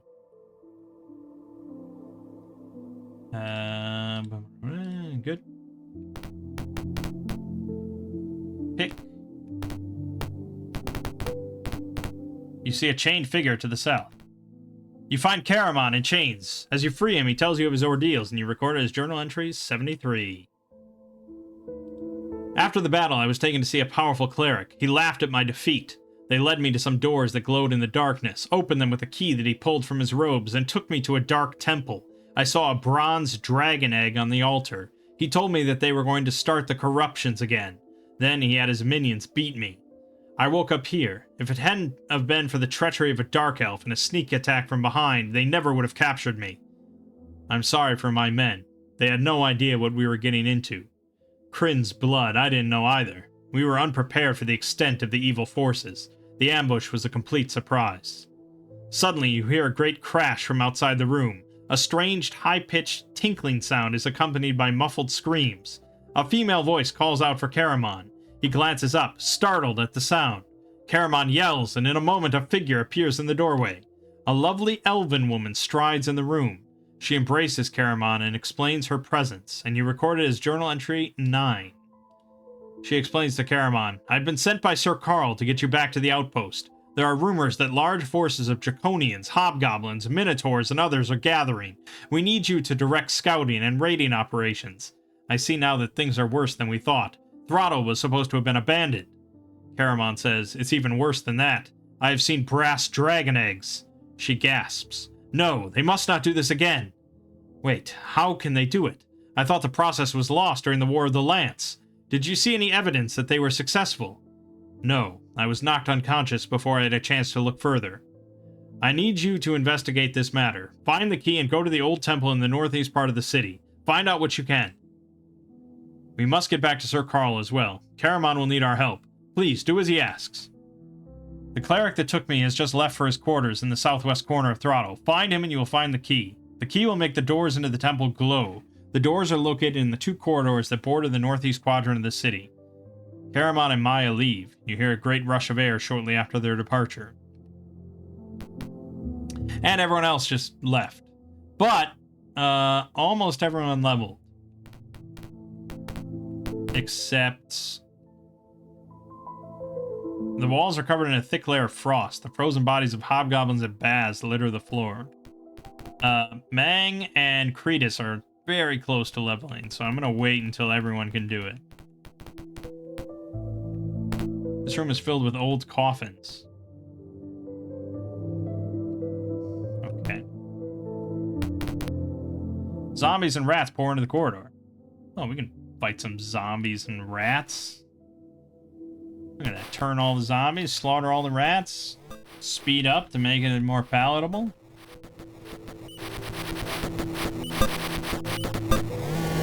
Job done. That was not enough to level, though. Pick. Nothing. A cleric spots you. He places something in his robes and orders his undead minions to attack. I will do attacking. I will do the attacking here, sir. Oh, boy. Okay, turn undead proves to be insanely valuable.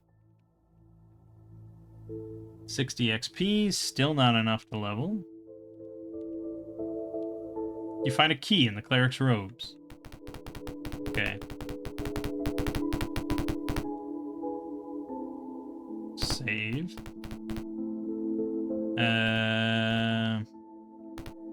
The key starts to glow. An answering glow comes from the outline of a door to the east. The atmosphere is extremely oppressive. Heavy magical wards have been set in this area. A cleric with an undead patrol surprises you. I'll surprise him with turn undead. Wait, is that a white? I don't know. Okay, Mangg leveled up. Krynn now still close. You hear angry mutterings and shouts. You can just make out the words, Mertani taking all the eggs, our own studies, conversion. A cleric approaches. Advance. Emotions and other people join him. Come back.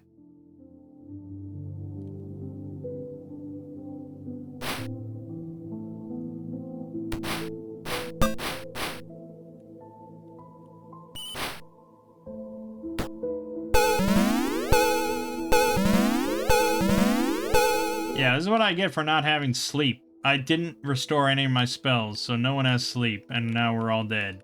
Good thing I just saved. That was definitely my bad. Maybe Mangg and Perusha and Theorem. Well, now we're cursed. I don't know. Let's just fast forward and see what happened.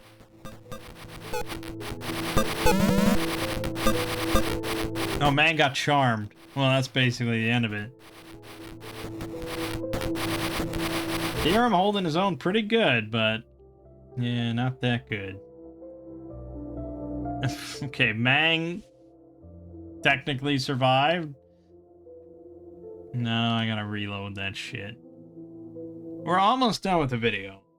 Almost. I wanted to clear out this whole town, but it's a big experience. It's a big town. No joke.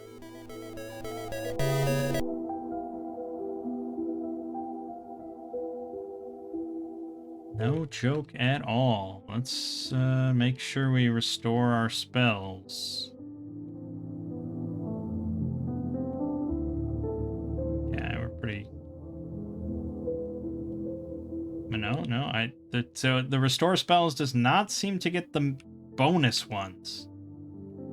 So for that, we have to do it ourselves. Which is kind of annoying. I mean, restore spells hasn't been perfect in quite a while.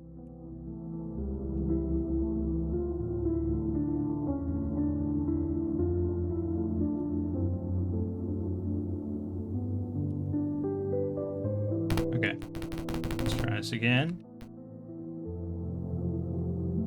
We remember this. This was easy. As a ghoul. What is with the holding all the time? Don't hold me. Don't hold me, you bastard.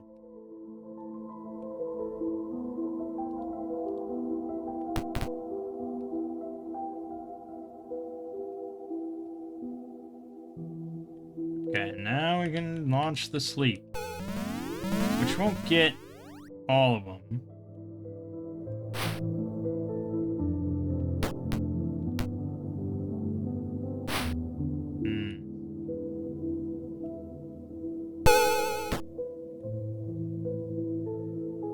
Yeah, what are you gonna do?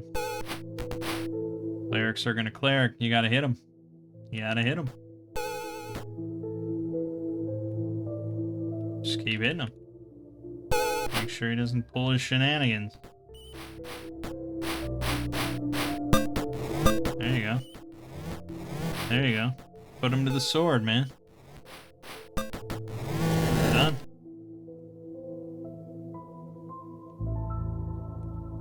You discover a letter that demands that all dragon eggs are to be sent to the catacombs to be ready for transport. The letter is signed by Murtani.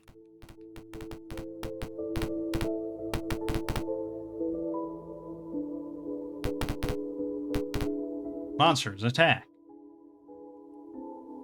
I'm not afraid of monsters at all. Yeah, something like that. Rita's is... he's close. Key starts to glow. An answering glow comes from the outline of a door to the north. Okay. Monsters attack. Same thing. Very simple.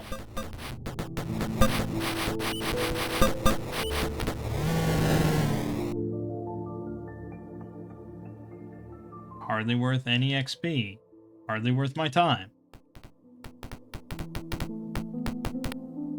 You interrupt a cleric poring over a manuscript. He looks about him in consternation. There's no one else around. He begs for you for his life. What do you do?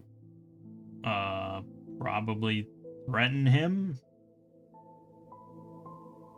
I mean, he's... probably threaten him? Threatening him results in binding and gagging him, which prevents him from warning the others. If you let him go, you can find yourself at a disadvantage in other encounters in the temple. Yeah, threaten him. He surrenders. You bind and gag him to prevent his warning the others. You find a few scraps of paper. You record them as journal entry 10. Attempt a conversion without the intervention of Tok. Book of spells that contain the necessary incantations and rituals for the conversion. It is said that this book will allow even relatively weak matte, bronze, silver, and gold are considered the most difficult trans. Whoa. Yeah, he's glaring at me. Horrible stench fills the air. The shuffling gait of the undead warns you of their imminent attack. I will attack them first. Wait a minute. Oh, hold on. Okay, no, that's good. No, see, that's what I wanted to avoid. But we did manage to get all the undead, so we're fine. You recognize a few of the undead as former members of Caramon's party. Uh-oh, we got a necromancer. You surprise some clerics and draconians. Is parlay ever gonna work? You have a chance to parlay, but if you try to, the clerics will force the boss will force a fight anyway. Yeah, I figured.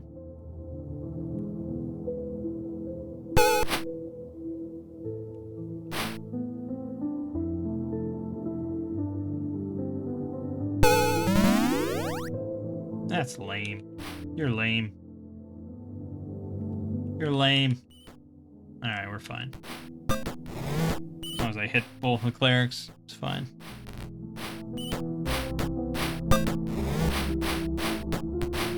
Ranged, the two ranged characters are doing pretty well. They actually land a lot of hits. Yeah, hell yeah. Hey, Kretus leveled up. Okay, so normally we'd have to go to a hall, but we'll just level everybody up. You discover a letter and record its contents as journal entry 50. Draconians, I have good news. I have managed to attain the volume that we have been searching for all these years. The power to create more of our kind is now in my hands. Send me all of your eggs along with any mages and clerics that you may have with you. I'll be at the Citadel of Gargath very soon. Have the eggs packed and taken to me within the week, by order of Murtani. Alright, Mangg hit Knight 3, so technically he can become a Knight of the Sword. Yeah, 12 more hit points and a Thaco bump. Kretus hit Cleric 3, so he gets Hold Person now. Excellent. Bronk, Thief 4. Theorem, Fighter 4. Purusha, Fighter 4. And Oakley, Thief 4. All over the place, man. And we're all over. We're very varied. Very varied.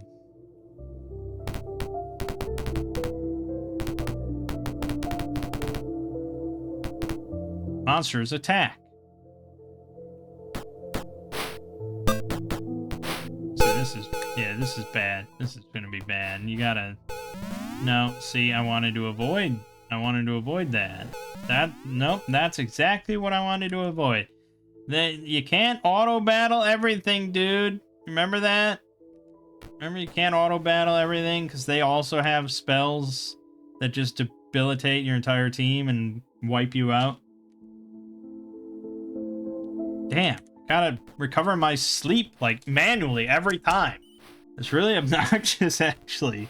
I know normally you have to recover all your spells manually every time, but I'm spoiled. All right. All right, either win or die. I'm sure someone will get charmed before long. No, they just keep cursing me. Severe amounts of cursing. We can't hit anything.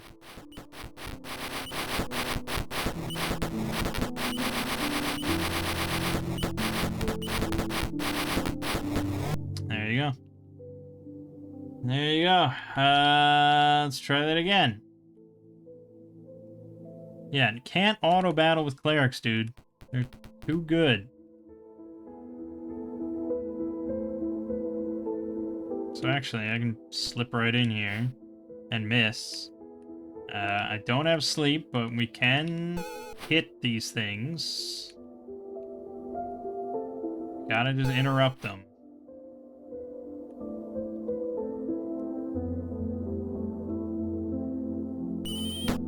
Perfect. And just work on killing them.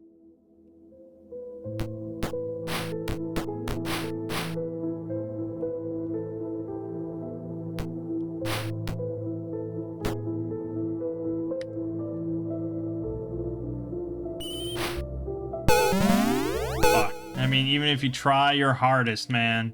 Even if you try your fucking hardest, manually doing everything, you still can get fucked.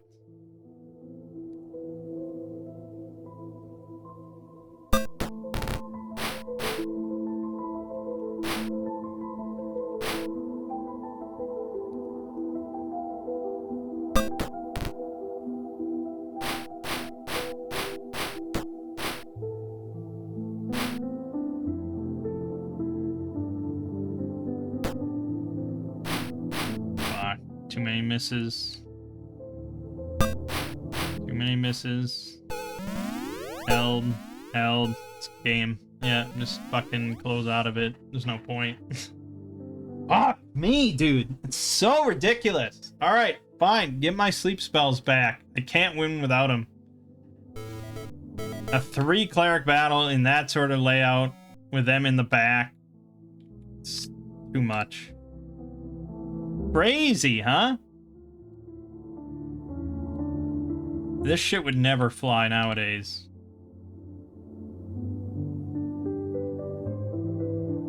But neither would having to repick your spells all the time.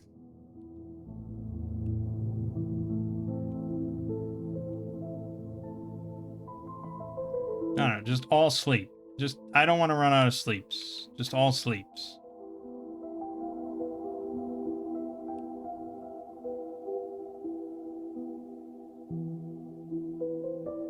Really expected this video to be done by now.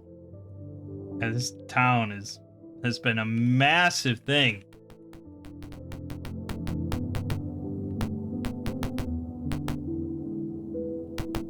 You've entered an opulent temple to the evil goddess. At the far end of the room is an enclosure holding an altar. This part of the temple is dark. The only light comes from an altar fire burning in the far room. You're jumped by Baz. Okay, well that's not a problem at all.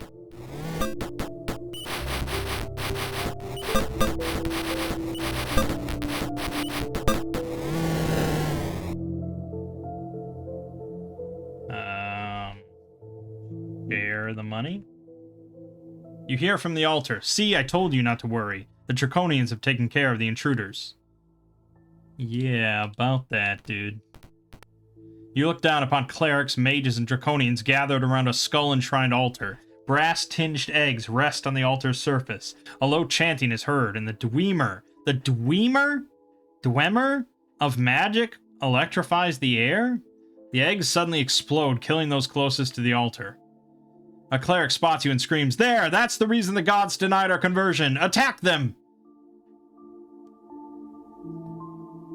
Alright, well, we got plenty of sleeps, so let's try and utilize them. How does Theorem not have a sleep?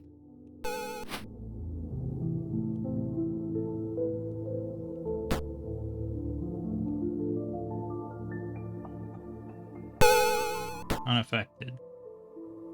He got a hit. There's about to be a lot of spells coming towards me.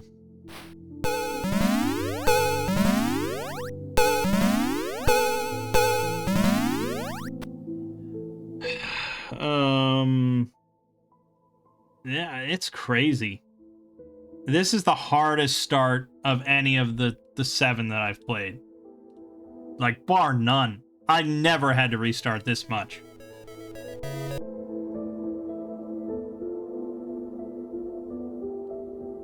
Treasures of the Savage Frontier did have a lot of spellcasters that did similar stuff, but this is level, like, 2. You know, our characters are, well, I guess we're, like, level 4, but it's like the first area of the game, you know? I would not have expected this. And I don't think I saved. Oh, no, I did. Okay, we're good. Actually, how does Theorem not have sleep ready?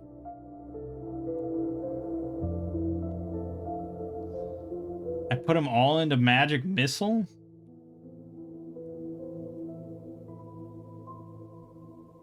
I don't know. I don't know what his deal is. And I don't know how to, like, reset his spells. Which you could do in the Eye of the Beholder games, which was pretty nice.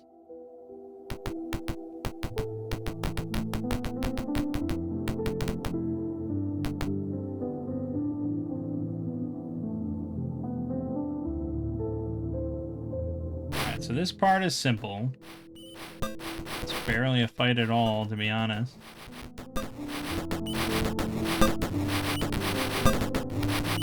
I say that, but Bronk almost died.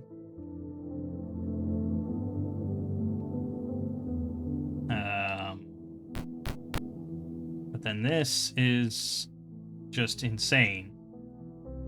So... Alright, I guess Mangg will take the hit to go around and hit that guy, who's not really a concern. Magic Missile, target that cleric. Clerics are the real problem. We got sleep here. Okay, we got one cleric. I guess we'll try charm person.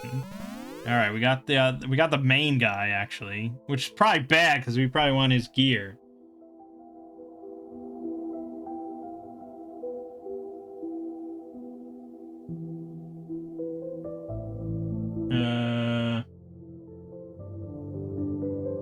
No, I mean maybe it's okay.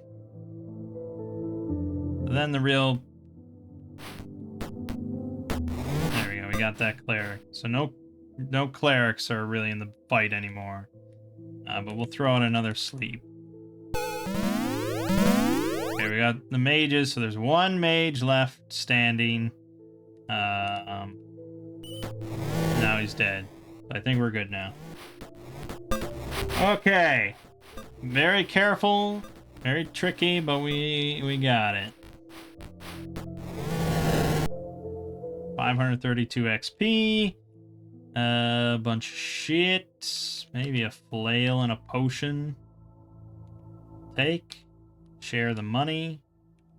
Congratulations, we gain experience. A few Baz run into the temple, look at the carnage, and run out. You hear them going to the north and west. The oppressive atmosphere lifts. The wards that were set have been destroyed. Okay, good.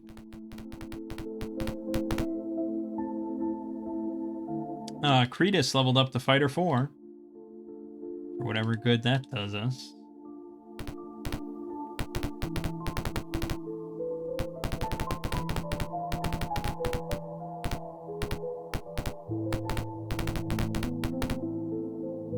Did I save?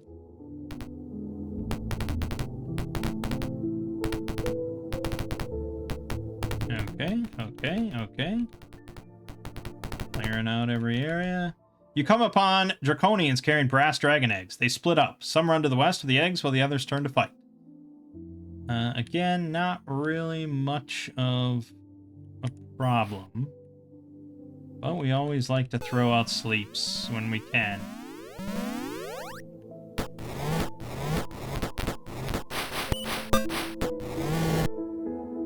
Okay. More levels. Theorem Mage 3. He gets his first level 2 spell. We will take Stinking Cloud.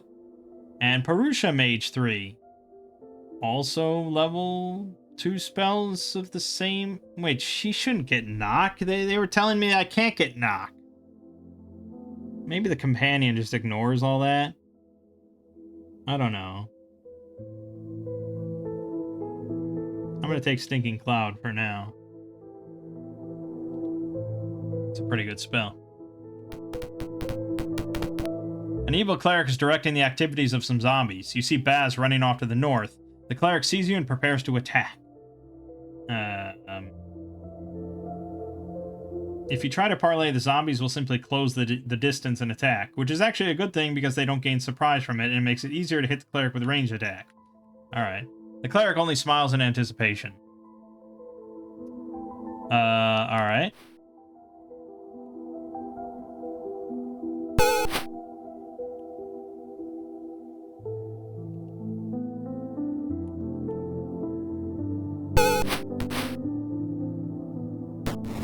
Dead. I think you're all basically dead.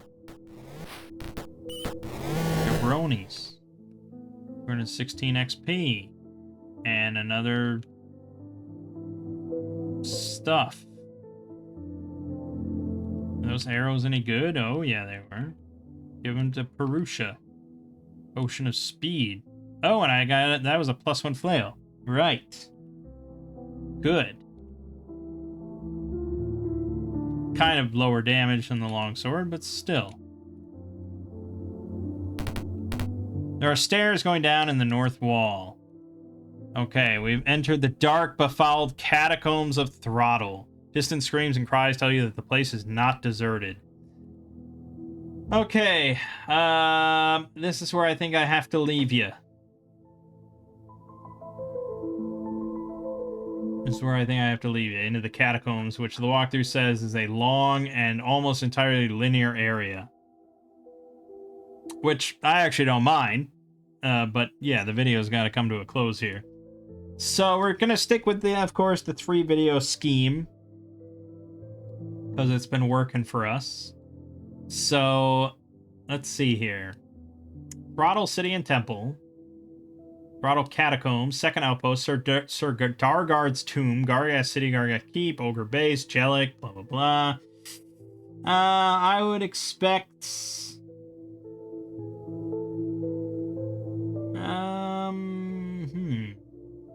Where would be the halfway point? Maybe Naraka? Or the attack on the Second Outpost might sound... That might be good.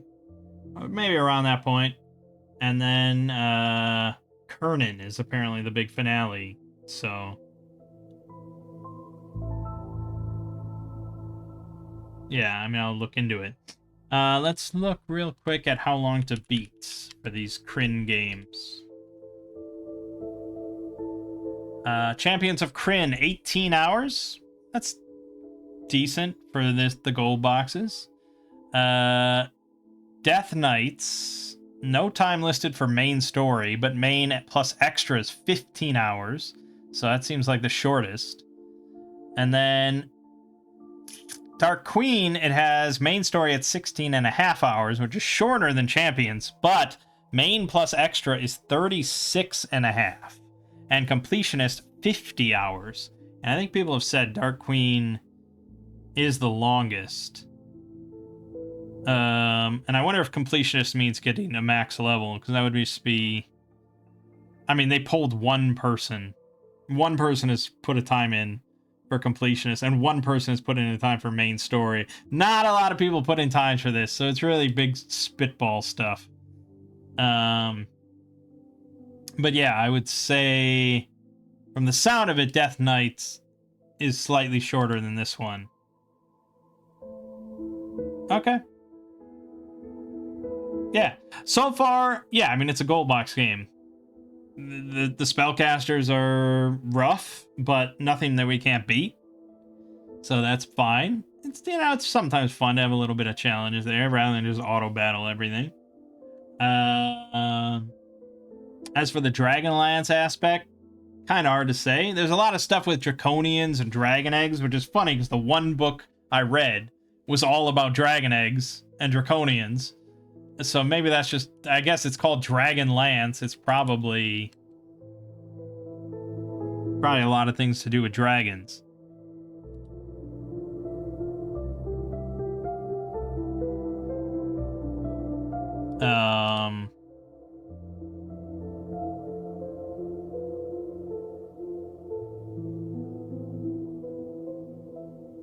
During Krynn's various wars, armies of Draconians are used as troops.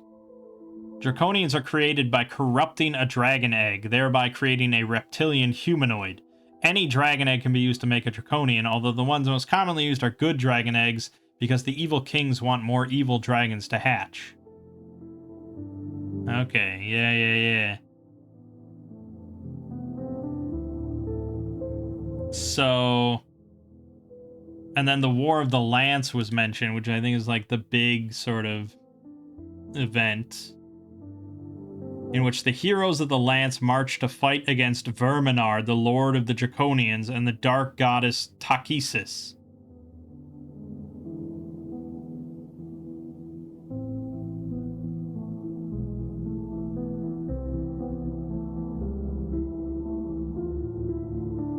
So that's like the big event. But I don't know, that's not what just happened in this story. Right? I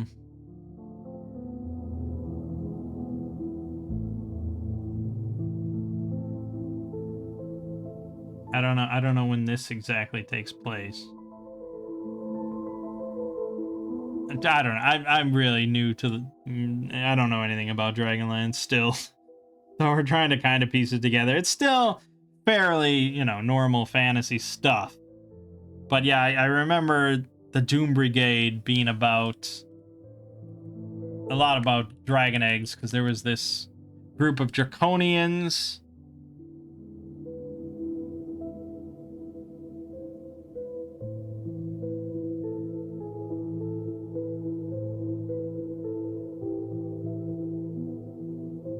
I'm going to read this book again.